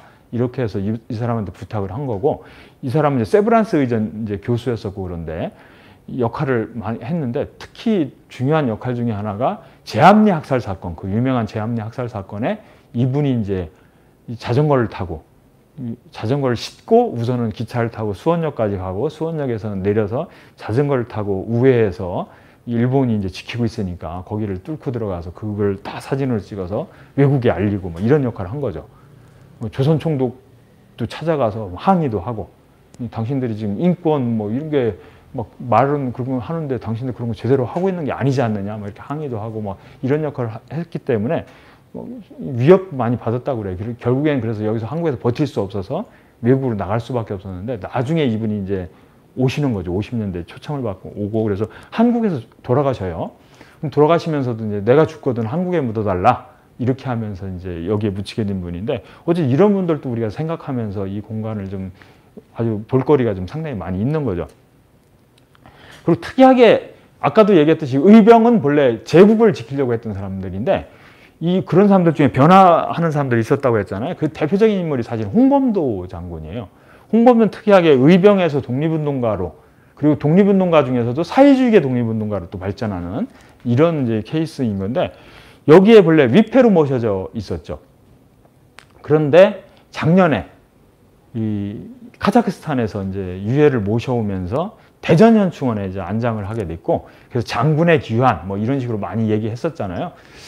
근데 저는 되게 아쉬움이 있더라고요. 그 사건을 보면서 이 대한민국이 돈으로 이렇게 결국에는 모셔온 거다. 사실은 이분이 사회주의계 독립운동가일 뿐만 아니라 고향이 또 평양 근처예요. 그러다 보니까 오히려 북에 우선권이 있어, 사실은. 근데 남북 간의 갈등 때문에 서로 모시려고 하는 그런 갈등이 있다가 둘이 암묵적으로 합의한 게 뭐냐면, 통일되고 나서 그럼 모시자 같이, 이런 식으로 된 거예요. 그래서 좀 나름대로 정리를 하고 있었는데, 우리가 되게 돈의 위력으로 결국에는 일로 모시게 된 거죠. 북한이 강하게 반발하고, 카자흐스탄 내에서도 또 많이 동포들 사이에서도 반발하는 사람들이 많이 있었고 그랬는데, 그래서 그게 야 마침내 우리가 홍범도 장군을 모셨다 이러면서 좋아할 일만은 아닌. 그래서 저는 이제 책에서 야, 이 홍범도라고 하는 인물이 죽어서도 우리한테 해야 할 일이 있고 더 할 일이 있는 분인데, 우리가 오히려 그거를 되게 편협하게 이거 정리하고 있는 거 아니냐. 그래서 저는 휴전선 근처에 남북이 같이 인정하는 공동묘지를 하나를 만들어야 한다. 그거는 이제 국립묘지하고 또 성격이 다를 거예요. 왜냐하면 서로 또 어떻게 붙이기 그럴 텐데, 거기에 첫 번째로 모셔야 할 사람 중에 하나가 홍범도 장군이 아니겠느냐. 그래서 이 남북 문제, 분단 문제를 해결해 나가는데 이 홍범도 장군이 그 문제에 기여할 수 있는 그런 부분이 여전히 있다. 그걸 우리가 찾아야 한다. 그냥 우리가 대전현충원에 모시고 그거에 만족하면 안 된다라고 하는 그런 이제 문제 제기도 했었는데, 한번 많이 생각해 볼 문제인 것 같아요. 이렇게 좀 모셔져 있는 모습, 이렇게 옛날 카자흐스탄에 있을 때 모습, 이런 부분 같이 뭐 있고. 그런데 또 여기서 제가 소개한 것 중에서 하나는 15만 원 탈취 사건이라고 하는 1920년 1월에 있었던 사건인데, 이게 이제 군자금을 마련하기 위해서, 무기를 확보하기 위해서 이제 그 일본의 그 은행 돈을 이렇게 옮기는 정보를 입수해서 그걸 이제 중간에 습격해서 이제 탈취를 해서 이걸로 이제 군자금을 사용하려고 했었던, 그 일부는 사용했었는데 나중에 이게 다시 다 빼앗기게 되는데, 왜냐하면 이걸 무기를 사려고 하는데 무기를 사려고 부탁했던 사람이 하필이면 일제히 밀정이었던 거예요. 그걸 몰랐던 거예요. 이 사람이 배신한 사람이라는 걸 모르고 그 사람한테 주선해달라고 이제 연해주 가서 이렇게 요청을 했는데, 이 사람이 이제 일본에 밀고를 하게 되고 결국에는 이 사람들이 잡히게 되는 이런 과정인데, 6명이 했는데 실제로 그 2명은 안 잡히고 이 나머지 4명이 이제 잡혔는데, 1명은 좀 늦게 잡히면서 사형은 면했고, 세 분은 이제 그때 잡히면서 사형을 당했죠. 그래서 이제 여기 무덤이 있는데, 근데 이분들 이야기가 사실은 되게 유명했던 이야기였는데 우리가 워낙 이제 독립운동의 역사 이런 부분이 제대로 정리되고 있지 않으면서 제대로 좀 이렇게 대중화되지 않은 좀 아쉬움 이런 것 때문에 한번 요 이야기도 좀 했었고요.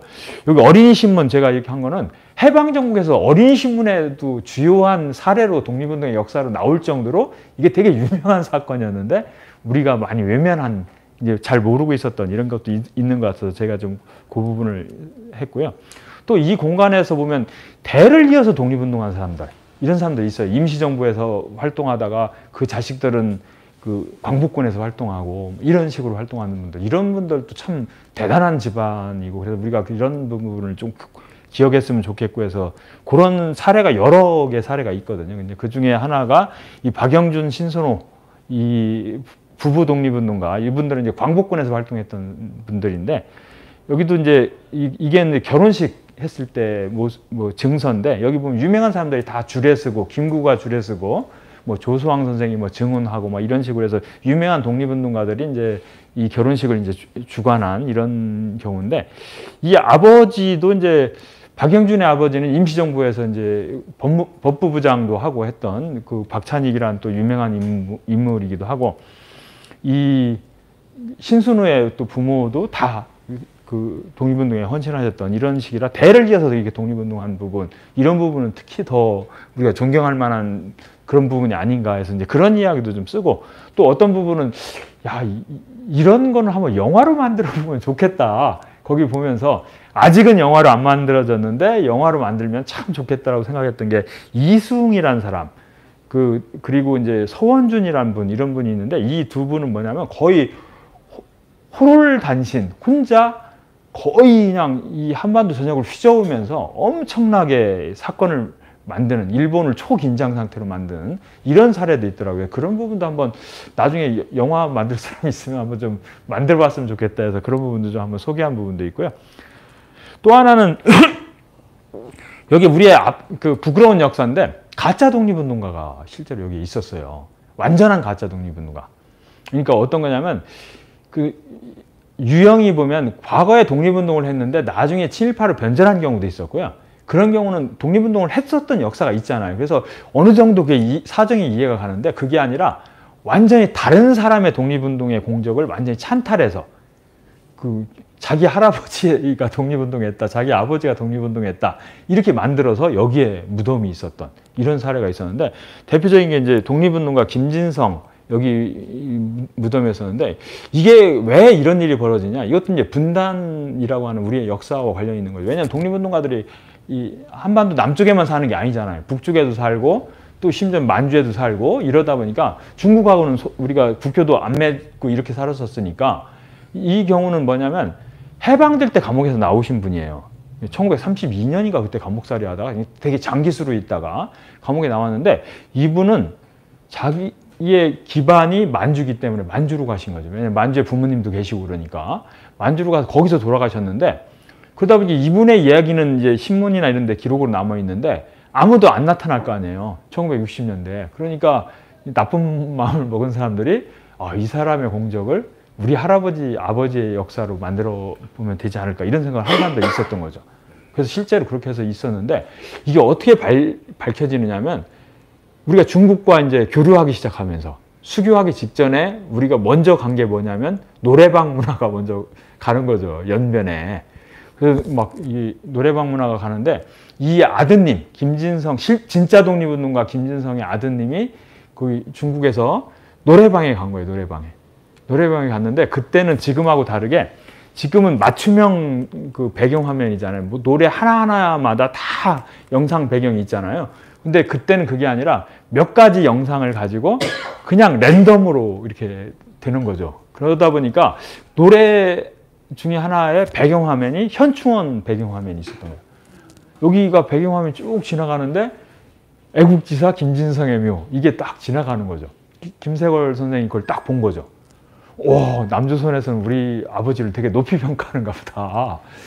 저거 확인해 봐야겠다. 이렇게 된 거죠. 그래서 그분이 이제 한국에도 막 보훈처에도 연락을 하고 그랬었다고 그래요. 왜냐하면 자기가 군의관을 하고 있어서 조금 시간적 여유가 됐었다고 그래요. 그래서 팩스로도 보내고 그러는데 마땅한 답변이 잘 안 오는 거야.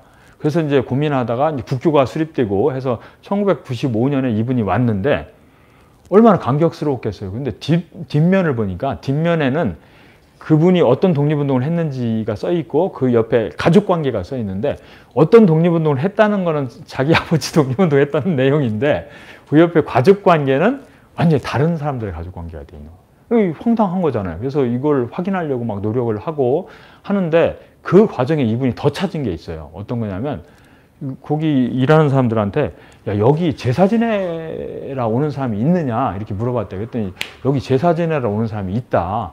이렇게 답변을 한 거예요. 근데 그 사람들은 여기만 제사 지내는 게 아니라 꼭 저쪽에도 같이 제사 지내더라. 그래서 한 가족인 것 같더라. 이렇게 알려준 거죠. 그래서 그쪽에 가보니까 그 뒷면에 보니까 거기의 아들은 여기에 조카, 여기에 조카는 거기에 아들 이런 거죠.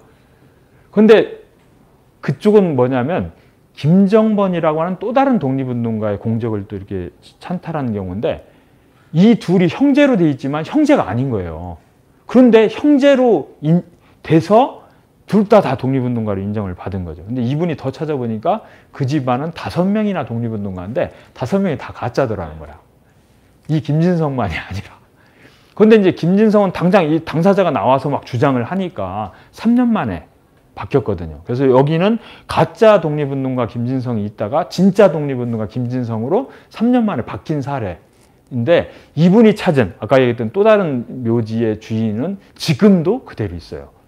근데 그걸 바꾸는 과정에서 그분이 엄청난 노력을 해서 겨우 바꾼 게 2018년에 20년이 더 지나서 2018년에 문재인 정부 하에서 그 나머지 4명에 대한 독립유공자 서훈을 취소한 거죠.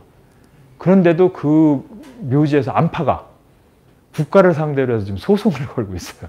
지금까지. 그렇게 뻔뻔한 경우도 있는 거죠. 근데 이런 일이 왜 발생했는가는 이제 그 당시에 독립유공자 심사가 얼마나 허술하게 진행되었는가 이런 걸 이제 보여주는 거기도 하고 우리의 이런 분단의 역사라고 하는 게 얼마나 요소요소에 얼마나 많이 박혀 있고 이런 문제까지 이렇게 개입되어 있는가도 또 보여주는 사례 이런 부분이어서 우리가 좀 많이 고민할 거리가 있는 것 같아요. 그리고 이제 독립유공자들이 모셔져 있는 거는 국가유공자묘역에도 있어요. 이 국가유공자묘역이라는 거는 정치, 경제, 사회문화 다방면에 걸쳐서 나라에 기여한 사람들을 모시는 공간인데 주시경 선생 같은 경우 예를 들어 한글 뭐 이거 발전에 기여했다 해서 독립운동가로 인정되어 있지만 여기 국가유공자묘역에 안장되어 있는 경우 뭐 이런 식으로 좀 다양한 분들이 좀 정치인들도 여기에 묻혀 있는 정일영, 뭐 라용균 이런 분들은 이제 정치인이기도 하고 정치에서 또 기여했다고 해서 훈장을 받은 경우도 있고 이렇게 이제 묻혀 있는 경우도 있고요.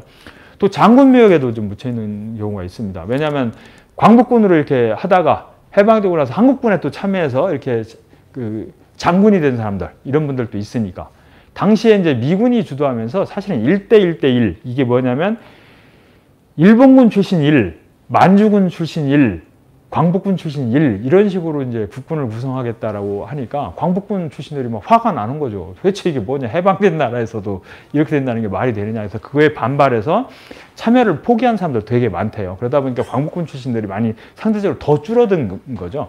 일본군 출신이나 만주국군 출신은 다 똑같은 사람들인데 이게 2가 돼버린 거죠.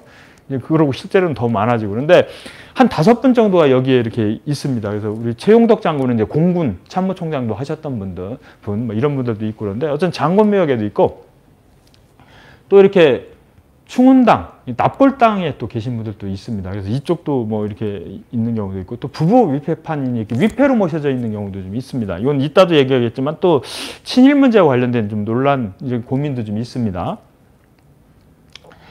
다음에 이게 친일파길 여기 이렇게 보면 친일파 논란이 있는 사람들도 되게 다양한 곳에 있습니다. 이게 한 곳에 몰려 있는 것이 아니라 우리가 이제 친일 반민족행위 진상규명위원회에서 2009년에 이제 공식 발표한 사람들 1,006명 중에도 국립묘지에 안장돼 있는 사람들이 12명이 있어요. 그 문제도 아직 해결되지 못하고 있는 게 국가 수준에서 친일 반민족행위자라고 규정했음에도 불구하고 이 국립묘지에 모시고 있는 이런 모순 이게 이제 후속 조치를 안 한 거죠. 관련 후속 입법 관련된 걸 여전히 지금까지도 못하고 있어서 발생한 문제. 그리고 이제 그분들만이 아니고 또 친일 인명사전을 기준으로 하면 74명이나 되는 훨씬 더 많아지는.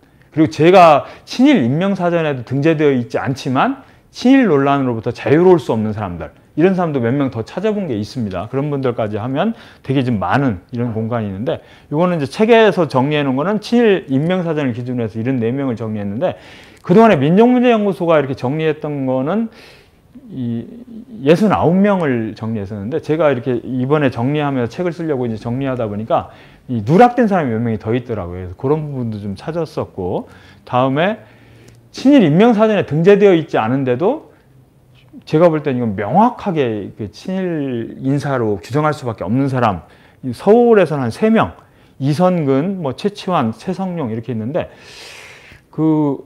뭐 자세히 않겠지만 이따 최성룡 같은 경우는 더 좀 끔찍한 문제가 있습니다. 그건 아까 4.3 이야기할 때 좀 더 얘기를 해보겠습니다.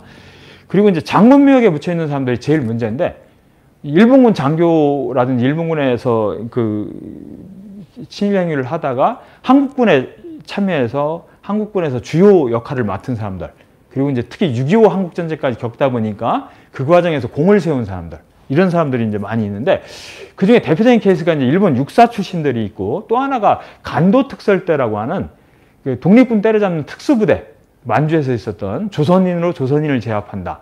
이 출신들이 되게 많은데, 그 이유를 가만히 생각해 보니까 이 사람들은 되게 의지가 강한 사람들이에요. 그리고 또 한면에서는 적응력이 뛰어난 사람들이야. 어디서든지 자기가 적응해 나가는. 그러다 보니까 해방되고 나서 이 사람들이 한국군에서 쫙 참여하면서 주요 역할을 맡는 거예요. 그러다 보니까 간도특설대 출신들이 장군 된 사람들이 되게 많아요. 우리에게는 되게 불행한 일인데, 그러다 보니까 그 사람들이 이 서울현충원, 대전현충원에 되게 많은, 김백일이 이제 대표적인 그런 경우고, 신태영은 이제 일본 육사 출신. 근데 이 사람은 특히 일본군으로 그 시베리아, 그 러시아 간섭 전쟁에 참여했던 사람인데, 자기가 나중에 회고 비슷하게 하면서 사람들한테 이제 1940년대 일본군으로 참전해라라고 호소하는 강연을 할 때 이 사람이 뭐라고 얘기했느냐면, 내 첫 출진의 목표는 야스군이었다. 이런 얘기를 하면서 사람들을 독려했던 이런 인물인데, 상당히 일본화됐던 인물이죠. 근데 이런 사람들이 다 한국군에서 장군하고 막 국방부 장관하고 막 이렇게 됐었던 게 우리의 아픈 역사였던 거죠. 또 독립유공자묘역에도 많이 있었어요. 왜냐하면 독립운동 하다 변절한 사람들 있잖아요. 그런데 이런 사람들 종합적으로 보면서 독립유공자 표창을 했었어야 하는데, 독립운동 했던 이야기만 딱 떼인해서 이 사람들한테 표창했었던 게 현실이었었던 거고, 그게 뒤늦게 우리 사회가 민주화되면서, 특히 6월 항쟁 이후에 근현대사 연구가 활발하게 되면서, 우리 사회 민주화의 역사가 그런 점에서 되게 소중한 거죠. 그렇게 하면서 이제 근현대사 공부가 많이 확산되다 보니까 그 과정에서 이제 친일 문제 이런 부분에 대한 연구도 깊어지고, 독립운동가 묘역에 묻혀 있지만 논란이 될 수밖에 없는 사람들을 찾아내서 그런 부분을 다시 평가하고 다시 논의해야 한다는 과정을 거쳐서 한 2번 정도 걸러내는 과정이 있었던 거예요. 그래서 그렇게 해서 이제 이 훈장 취소하고 이제 무덤을 파가게 되는 이런 과정이 좀 있었던 거죠. 처음엔 뭐 쉽게 안 파가요. 특히 우리나라 문화가, 장묘 문화가 강제로 파갈 수는 없잖아요. 이장하게 할 수는 없기 때문에 현행 법도 그게 또 이장을 명령할 수도 없게 돼 있어. 법에. 그런 게 있어야 그래도 당신들은 이런 자격을 상실했으니 이제 무덤을 파가라라고도 요구를 해야 하는데, 그런 것도 할 수 있는 근거가 없어요. 법적 근거가. 그래서 이제 앞으로 그런 것도 개선해야 하는 문제이긴 한데, 대전현충원에서 재밌었던 일은 안 파가니까 거기 시민단체들이 좀 묘비를 이렇게 흔들어가지고 무너뜨린 거예요. 그랬더니 보훈처도 그냥 분 거야, 그대로. 그러니까 창피하니까 그때서 무덤을 파간 이런 사례도 있었습니다.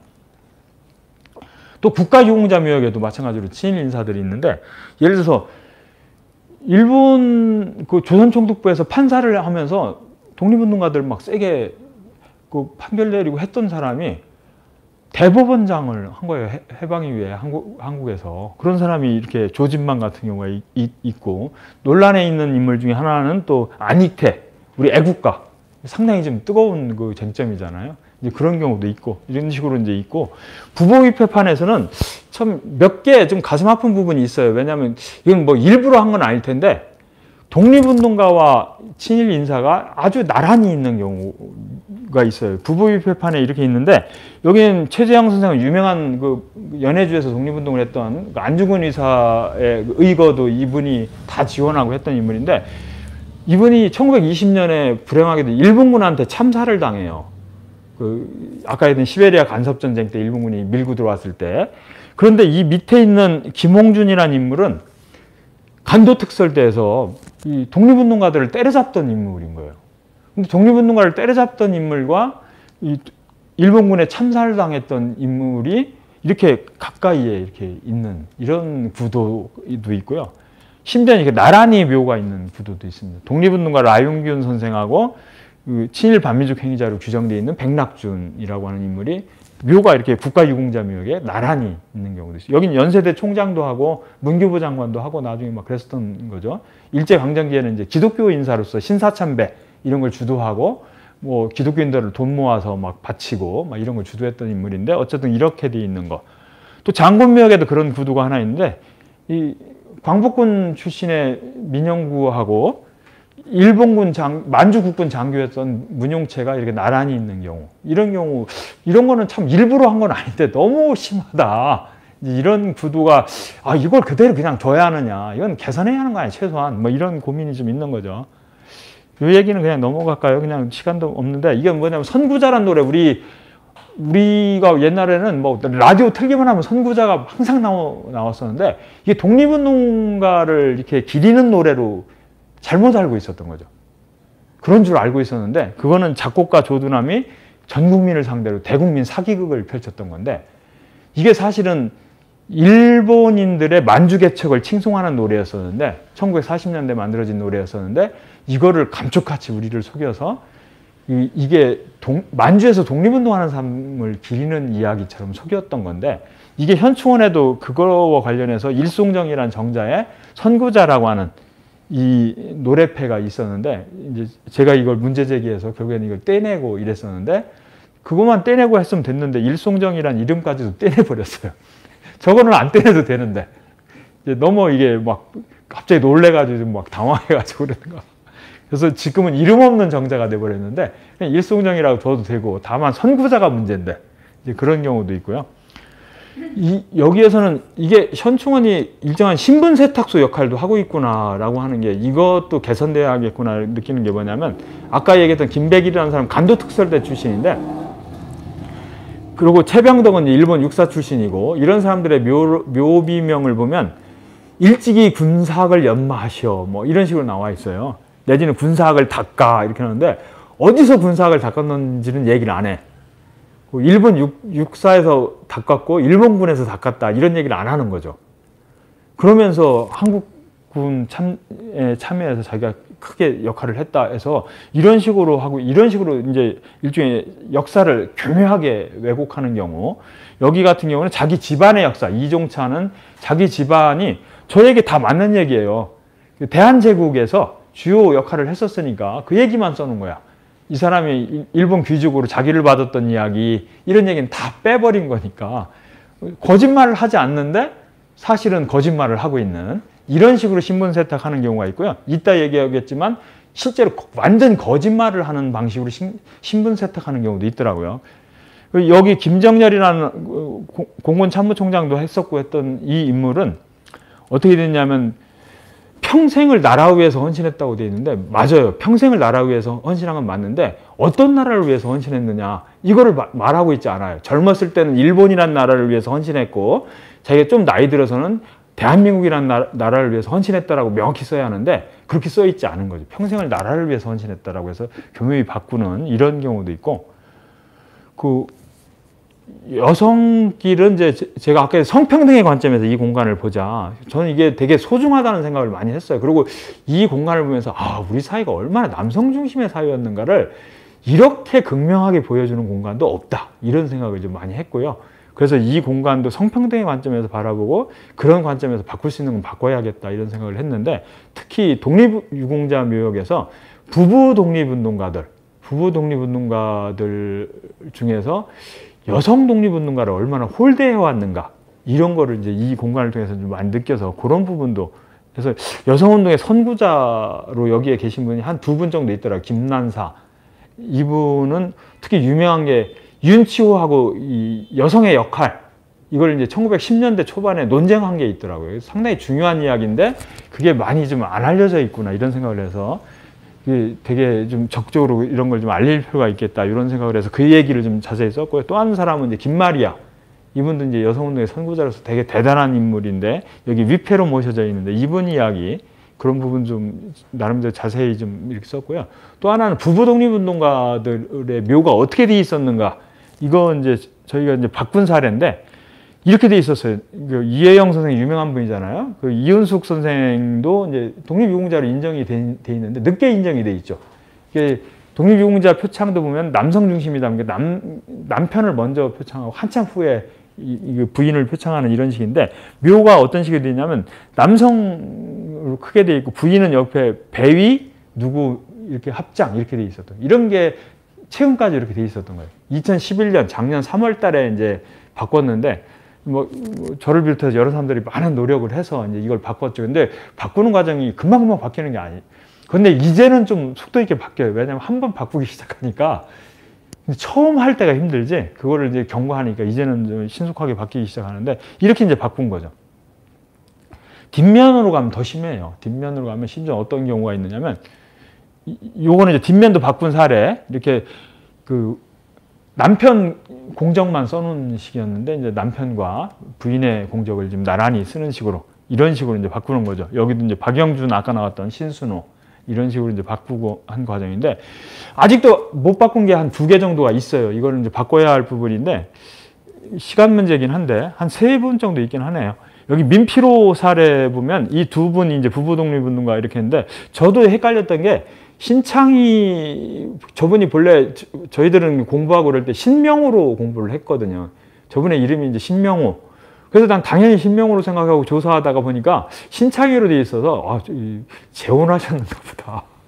그래가지고선 이거 그냥 넘어갔었거든요. 근데 알고 보니까 그 호적 이름이 신창희였더라고요. 그래서 이제 이거 처음 바꿀 때 그걸 같이 얘기를 못 해가지고 안 바뀌었는데 이 뒷면에 보면 얼마나 황당하냐면 이분들의 자식들이 2남 3녀를 뒀는데 남자 둘 아들 둘은 당연히 이름이 들어가죠. 자식. 근데 딸 이름은 없고요. 사위 이름 3명이 써 있어요. 예, 그게 우리의 유교 문화. 우리 한번 생각해 보시면 장례식장 이런 데 갔던 기억 한번 생각해 보시면 최근은 그렇지 않은데 예전에 한번 기억해 보시면 딸 이름은 안 써 있고 되게 아들에다가 사위 이름 써 있는 경우 많이 한번 생각해 보면 그랬었지 기억이 나실 거예요. 그게 우리의 그 남성 중심의 문화 이런 게 장례 문화에서도 쭉 이어졌었는데 여기 묘비에도 이제 그렇게 돼 있는 거죠. 그것도 그 사위 중에 한 사람은 유명한 그 광복군을 하시다가 나중에 고대 총장까지 하신 김준엽 선생인데 그런 훌륭한 분도 자기 이름만 써 있고 자기 부인 이름은 오히려 딸인데도 불구하고 거기에 빠져 있는 이게 이제 우리의 현실이었었다. 어쨌든 그런 부분이죠. 또 한 부분 전 되게 가슴 아프게 생각했었던 게 제가 이제 우연히 찾다 보니까 이분도 여기에 묻혀 있을 것 같은데 이렇게 찾는데 독립유공자묘역이 아무리 찾아도 없는 거예요. 가만히 생각해보니까 이분의 남편이 장군이었을 것 같아. 그 장군묘역에 붙여있겠다 해서 찾아보니까 아니나 다를까 장군묘역에 그분의 남편 민영구 아까 있었던 민영구가 있는 거예요. 그래서 거기 찾아갔죠. 찾아갔는데 거기에는 앞면에 보니까 아예 배위 누구라고도 안 써 있는 거예요. 그래서 이게 뭐야 하고 뒷면을 보니까 뒷면에다가 배위 이구경 합장 이렇게 되는 거예요. 이분도 독립운동가인데 장군묘역에. 그래서 이걸 어떻게 할 거냐 고민을 했는데 이분은 그 당시 사진으로도 좀 남아있는 게 몇 개 있어요. 근데 일찍 돌아가셨더라고요. 되게 젊은 나이에. 왜냐하면 이분의 어머니 아버지도 다 독립운동을 했고 그 딸로서 또 독립운동을 같이 했던 이런 분인데 이 집의 역사에서 또 찾다 보니까 재밌는 거는 이 이구경 선생의 어머니가 돌아가시는데 어머니가 돌아가실 때 어머니의 이름이 부고장에 안 나오는 거예요. 누가 죽었다고 그 부위 언론에 나오는 게 아니라 그 남편 20년 전에 돌아가신 남편 이광이 부인상을 당했다. 이렇게 당시 언론에 나오는 거죠. 그만큼 우리의 사고나 이런 게 다 남성 중심으로 이렇게 이루어지고 있었던 것 이런 부분을 좀 보여주는 건데 이렇게 바꿨어요. 최근에. 그래서 이제 이건 장군묘역에 유일하게 이렇게 써 있는 거예요. 장군묘역에 어떻게 보면 명소가 될 수 있는 거꾸로.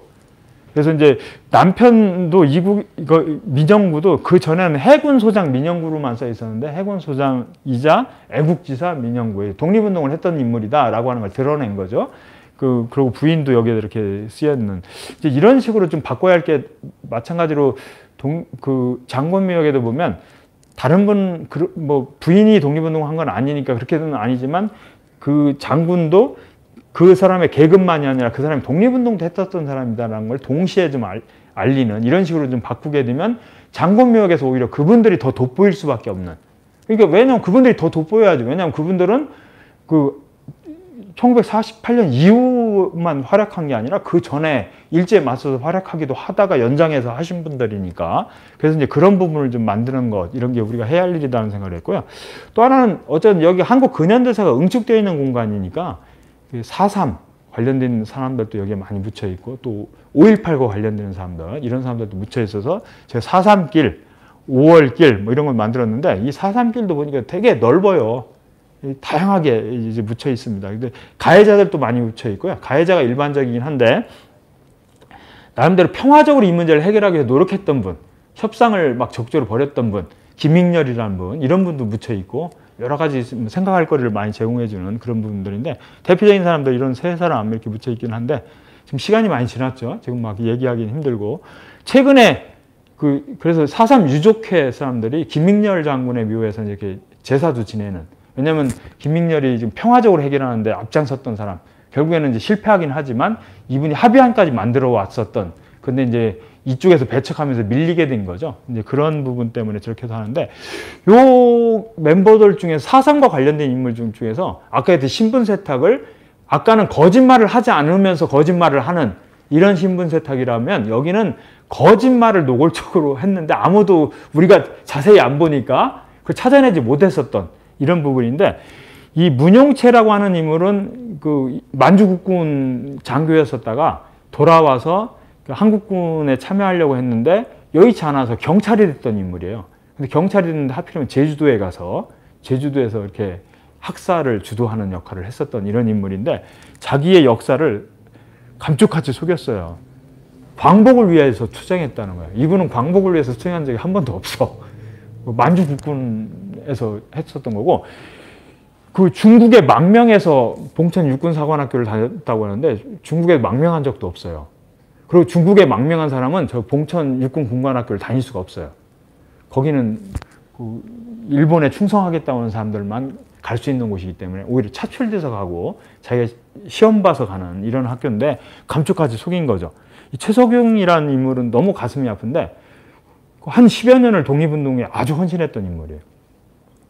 19살에 중국으로 망명해서 정말 헌신적이었고 또 싸움도 잘해서 그 항일무장투쟁에서 아주 혁혁한 공을 세웠던 인물인데 1936년 연말쯤에 이 사람들이 이제 밀리는 거죠. 일제가 이제 동계 토벌 작전 막 강화하면서 결국엔 그런 과정에서 항복을 한 거예요. 자기만 항복한 건 아니고 부하들 한 6, 70명을 같이 데리고 항복을 했는데 항복하고 끝났으면 또 그냥 그렇게 가슴 아프게 끝나는 거였는데 이제 일본의 그 항일 무장 투쟁하는 사람 토벌 작전에 이 사람이 동원되는 거죠.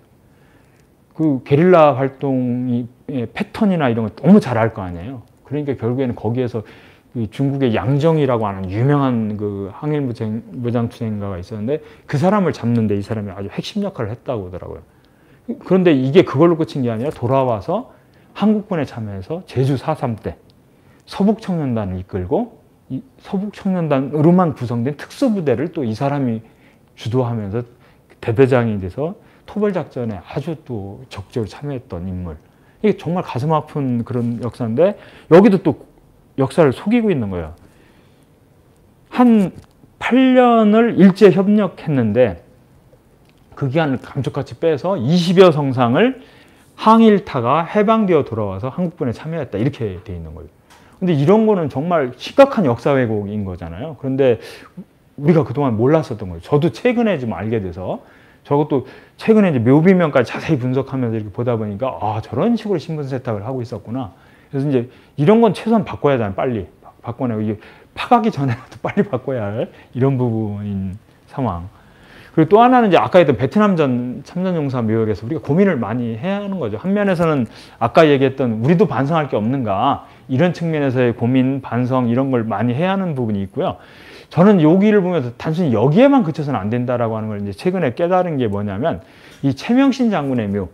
여기가 최명신 장군이 이 일반 사병묘역 제일 앞에 있는데 사실 나이가 죽거든 일반 사병묘역에 묻어달라 이렇게 해서 이제 여기 묻었다 그러는데 사실은 모든 게 다 정치적인 거죠.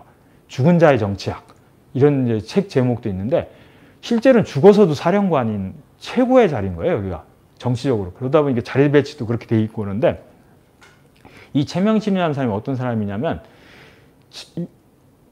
6.4 5기로 졸업해서 처음으로 배치된 데가 제주 4.3의 현장이었던 거예요. 제주 4.3 직후부터. 그래서 거기서 활동을 했었는데 그거에 대해서 반성하지 않는 이런 과정이 있었던 거고요. 5.16 쿠데타에도 이 사람이 적극 참여했는데 그거 역시 반성하지 않는 다른 점에서 이 사람이 또 뛰어난 점도 있는데 어쨌든 그런 부분에 우리 역사에서 이 현대사에서 큰 소용돌이에 이 사람이 계속 한복판에 있었던 사람인 거죠. 근데 이 사람이 베트남전 초대 사령관이 된 거예요. 그러니까 4.3에 대한 반성이 없었기 때문에 이 사람이 이끈 그 부대가 베트남에 가서 민간인 학살을 그렇게 크게 벌인 거고 거기에서 배운 사람들이 또 어떤 일을 벌였느냐. 전두환, 노태우, 정호용 이런 사람들이 결국에는 5.18 때 광주에서 광주 시민들을 그렇게 학살할 수 있었던 거다라고 하는 거예요. 그래서 베트남전이라는 게 우리한테 먼 이야기가 아니라 사실 우리에게 상당히 가까이 있었던 이야기였다는 거죠. 우리가 그걸 오히려 잘 몰랐었던 것 뿐이다. 그래서 4.3과 베트남전과 5.18은 별개의 역사가 아니라 하나의 흐름 속에서 있었던 역사였었다. 이거를 저는 이제 이 공간에서 좀 이해하기 시작을 했던 거고요. 이 최명신을 매개로 해서 그걸 이해하게 돼서 이제 그런 이야기를 좀 많이 썼습니다. 그걸 이제 이해하게 된 계기가 된 건 이제 미국의 그 정보 자료가 그 5.18 때 자기들이 작성한 보고서가 2, 3년 전에 그게 공개된 게 있는데 이걸 계기로 해서 저도 이제 고민을 하게 된 거죠. 근데 이 사람들도 제한적으로 이해를 하고 있었더라고요. 단지 베트남전과 5.18만 연관해서 이해했었던 건데 그게 아니구나라고 하는 거 저는 이제 넓혀서 좀 그걸 좀 이해하게 돼서 4.3부터 이걸 이해하면서 이걸 좀 정리를 좀 해봤었던 거고요. 5월기는 아까 5.18 관련돼서 12.12 쿠데타부터 5.18까지 관련자들이 여기에 많이 묻혀 있습니다. 그래서 그런 부분, 가해자도 있고 그거에 맞서 싸우던 사람들도 있고 그런 부분도 쭉 해서 5월기를 좀 만들었는데 특히 이제 전사로 돼 있었어요, 여기에. 이게 바뀐 게 재작년 12월에 겨우 바꾼 거죠. 순직으로. 뭐 여기는 파가야 하느냐, 뭐 여러 가지 여기도 막 많이 있는데 순직도 너무 하는 거 아니냐, 사망이라고 해야 하는 거 아니냐, 뭐 등등 뭐 고민이 많이 있었는데 그래도 이분들도 한 면에서는 가해자이기도 하지만 또 피해자이기도 한 거잖아요. 동원된 사람들이기 때문에. 그래서 이 정도는 우리가 좀 인정하고 이렇게 극복을 해야 하는 거 아니냐 이런 것 때문에 이제 전사로 돼 있던 걸 이제 순직으로 이렇게 바꾸는 이런 과정인데 이것도 어쨌든 40년 만에 이루어진 거예요. 그리고 여기에는 또 안병하라고 그 당시 전남 도경국장 하면서 계엄군이 이제 무장을 요구했을 때 그걸 거부하면서 이 경찰과 시민과의 충돌 이런 걸 막았던 인물이 있는데 나중에 엄청난 순환을 당하고 결국에는 죽고 막 이런 과정이 있는데 뒤늦게 이제 명예회복이 되고 여기에도 뒤늦게 묻히게 되고 뭐 이런 과정이 있었던 인물이 있는 거죠. 이런 분들도 우리가 이제 기억해야 할 인물로 생각해서 이제 이렇게 그 부하로 있었던 사람 중에 한 분도 또 목포경찰서장 하면서 또 그런 역할을 하다가 순환을 당하고 결국에는 막 죽고 막 이런 과정이 있었는데 이런 분들도 있고 반대로 반란군에 맞서 싸우다가 죽었는데 그러면 거꾸로 전사로 돼야 하는데 이분들은 거꾸로 순직으로 돼 있는 또 반대로 돼 있는 경우도 있어요. 김호랑 같은 경우는 이제 특전사 그 정병주 사령관 비서실장으로 있으면서 반란군이 이제 항복하라고 할 때 내가 어떻게 반란군한테 항복하느냐 그러면 싸우다 죽은 사람인 거죠. 그런데 이 사람은 어렵게 어쨌든 그 당시 여기 들어오긴 했지만 순직으로 돼 있는 거죠. 그래서 이걸 바꿔야지 거꾸로 이 사람은 전사했다고. 그리고 그런 사람은 이분만 있는 게 아니라 일반 사병으로 있었던 정선엽이라고 하는 헌병으로 있었던 사람인데 육군본부를 지키다가 마찬가지로 다 항복하라고 하는데 옆 사람도 항복하는데 혼자 항복하지 않고 싸우다가 죽은 사람이 있는 거죠. 이런 사람들은 우리가 오히려 정확하게 반란군에 맞서 싸운 사람들이기 때문에 이건 전사라고 하면서 우리가 더 기억해줘야 하는데 그렇게 되지 못한 이런 부분도 있는 거고 이 정병주 장군의 묘에 보면 앞에 아무것도 없습니다. 이거는 이제 이 자신과 관련된 이런 12.12의 진실이 제대로 좀 밝혀진 다음에 온전하게 밝혀진 다음에야 저기에 무슨 말을 쓸 수 있는 거 아니냐 이런 식으로 유족이 이제 이야기를 해서 저기 비어 있는 이런 경우도 있다는 거고 전직 대통령 여기야 뭐 쭉 아실 거고 이제 4명의 대통령이 있는 거죠. 근데 이제 묘를 보면 묘의 크기도 좀 다르고요. 그 묘를 보면 그 사람의 스타일이 어땠는가, 살아있을 때 스타일이 어땠는가, 이런 것도 좀 읽을 수 있게 되어 있다는 점에서 좀 재밌습니다. 여기 이승만 전 대통령의 묘는 거의 왕릉급이죠. 예, 그런 이제 이분의 사고법 이런 걸 좀 반영하는 이런 게 있고, 이 박정희의 묘는 제일 높은 데 있잖아요. 거기가 본래 묘 자리가 들어서는 공간이 아니었었는데 이 사람은 죽어서도 다 다스려야 하니까 그 묘 자리를 쓰는데도 제일 높은 자리에 쓴 거죠. 유경수 여사가 먼저 죽었을 때 묘 자리를 잡은 거니까 다 사실은 본인이 잡은 거죠. 본인이 잡았다고 봐야 하는데 이 권위주의 이런 어떤 이 사람의 상징성인 게 묘에도 그대로 나타나는 그 DJ묘도 있고, DJ묘도 잡을 때도 아까 했듯이 이제 창빈한 씨묘 옆으로 잡는데 그것도 묘자리 좋은 자리 잡으려고 하는데 자리가 안 나니까 방향이 약간 틀어져서 있습니다. 자세히 보면 그런 것도 좀 볼 수 있기도 하고. 그런데 YS묘 이때는 이제 두 사람의 묘가 들어서고 그럴 때는 일정하게 좀 제도가 그래도 상대적으로 정비돼서 묘 크기도 일정하게 좀 규정을 하고, 그래서 좀 26.5평 이내 이렇게 잡은 게 있고, 다만 이제 그렇다 할지라도 그렇게도 얘기할 수 있죠. 뭐 대통령이라고 해서 또 그렇게 크게 하는 게 맞냐, 이런 부분. 꼭 아까 했듯이 장군, 장교, 일반 사병으로 이렇게 구별했던 것도 문제였다. 그거는 이제 제도를 바꾸긴 했거든요. 근데 대통령묘나 이런 부분은 아직 그냥 26.5평 이렇게 이제 근거를 두고 있는데 그거조차도 바꿔야 하는 거 아니냐라는 의견도 좀 상당히 있습니다. 그래서 그게 우리 공화국의 국립묘지라는 건 어떻게 되어야 하는가, 이런 부분에 대해서 좀 그런 부분도 좀 있고요.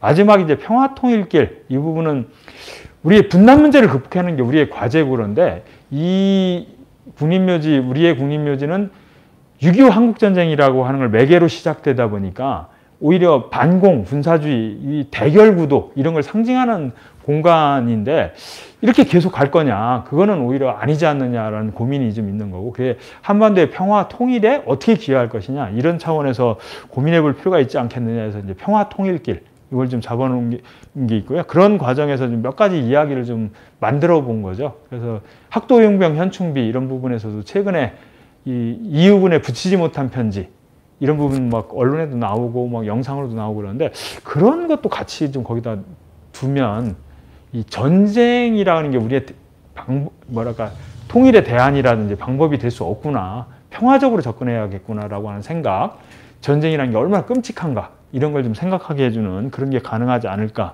이런 부분이 있는 거고요. 아까 얘기했듯이 남북이 동시에 잊힌 독립운동가 이야기도 독립운동가 묘역에서 좀 한번 생각해 볼 수 있는 이런 게, 이 조길룡이 누구냐면 이 광주 학생 독립운동을 이끌었던 분이에요. 근데 이 광주 학생 독립운동을 이끌었던 최고 지도자는 남한에도 없고 북한에도 없는, 남북에 동시에 잊혀진 존재, 이 장제성이라는 인물이 있는데, 우리 영화 그 암살이나 밀정 이 과정에서도 이 김원봉 이야기 많이 됐었잖아요. 여기도 마찬가지 남북에서 동시에 잊힌 존재가 돼 있는데, 이 부분보다 더 비극적인 사람이 사실은 광주 학생 독립운동을 이끌었던 장제성이라는 인물인 거죠. 그때 최고 지도자고 그랬었는데 감옥살이도 제일 오래 하고 그 이후에도 감옥살이를 계속하면서 독립운동을 했었고 그랬는데, 이 해방 이후에 남로당의 주요 인사였었던 거죠. 그랬다가 49년에 이 사람이 잡혀서 징역 7년을 선고받는데, 그 감옥살이만 그나마 하고 나왔으면 괜찮았을 텐데 6.25 한국전쟁이 일어나면서 결국에는 학살당한 거죠. 그래서 이제 그렇게 해서 잊힌 존재가 됐었던 이런 아픈 역사. 근데 반대로 남북에서 동시에 인정하는 독립운동가, 이 대표적인 게 양세봉이라는 인물이 있는데 조선혁명군 총사령관이었었던 인물, 이런 분들이 있는데, 재밌는 건 북한판 역사 왜곡의 현장이기도 해요. 이분 이야기는 뭐냐면, 양세봉 선생님 보면 독립군 사령 이렇게 써 있잖아요. 이건 뭐냐면 북한은 김일성 중심의 항일무장투쟁, 이게 딱 잡혀 있잖아요. 역사관이. 김일성이 아니면 조선혁명군 총사령관 같은 이름을, 직함을 붙이기가 어려운 부도야. 그 부도에서는.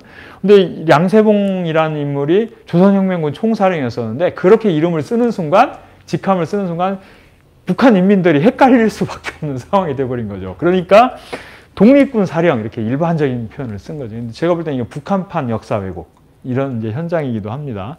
아까 했던 무선열재단에 묻혀 있는 분들도 그렇게 분단 문제와 관련된 부분, 그리고 손정도 목사 여기 임시정부 유인묘역에 묻혀 있는 이 부분은 좀 특이하게 남북에 이 집안의 묘가 다 있습니다. 남북의 국립묘지에 다 묻혀 있는. 그 손정도 목사는 임시정부 유인묘역에 묻혀 있고, 손정도 목사의 큰 아들은 한국의 현충원의 장군묘역에 묻혀 있고, 작은 아들은 북한의 애국열사령에 묻혀 있는 이런 케이스인데, 자세히 말씀드리긴 힘들고, 어쨌든 이런 경우도 이 분단 문제를 해결해 나가는 과정에서 이 집안이 또 다 돌아가셨지만 할 역할이 좀 있는 거 아니냐, 이런 생각이 좀 드는 이런 부분이고, 또 하나 영화 말모이, 여기에 등장하는 사람들, 이 사람들이 다 주시경 선생의 제자들이잖아요.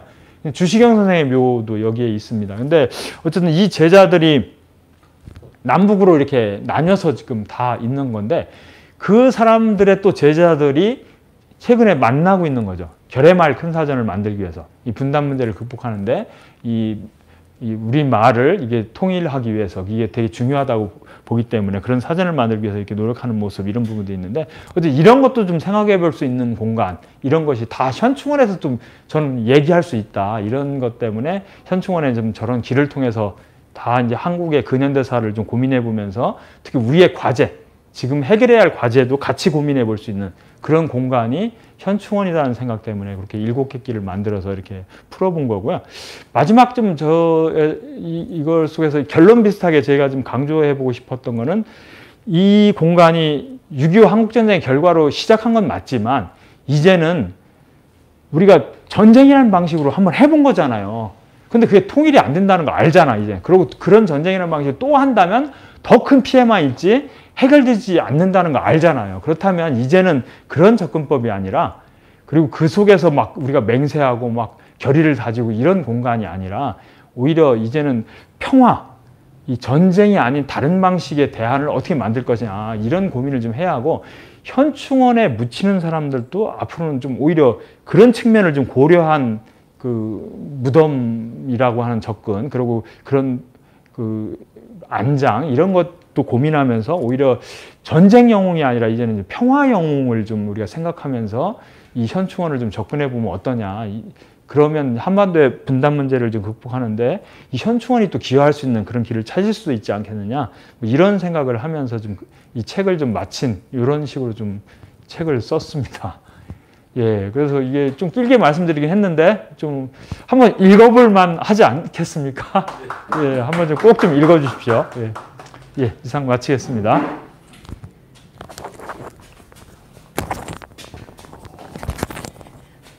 네, 저희가 뭐 웹자보도 책을 소개로 만들어서 다 책을 사보시진 않으셨어도 아실 거라고 생각이 드는데요. 현충원 역사 산책 꼭, 사실 이제 아까 말한 것처럼 그냥 가벼운 게 아니라 두고두고 펼쳐보면서 이 길 저 길 다시 공부할 수 있는, 너무 열강이었는데 이거를 들은 것만으로도 사실 저희가 근거하고 있는 저희의 오늘을 있게 한 과거로 돌아가는 느낌이어서 굉장히 소중한 시간이었고요.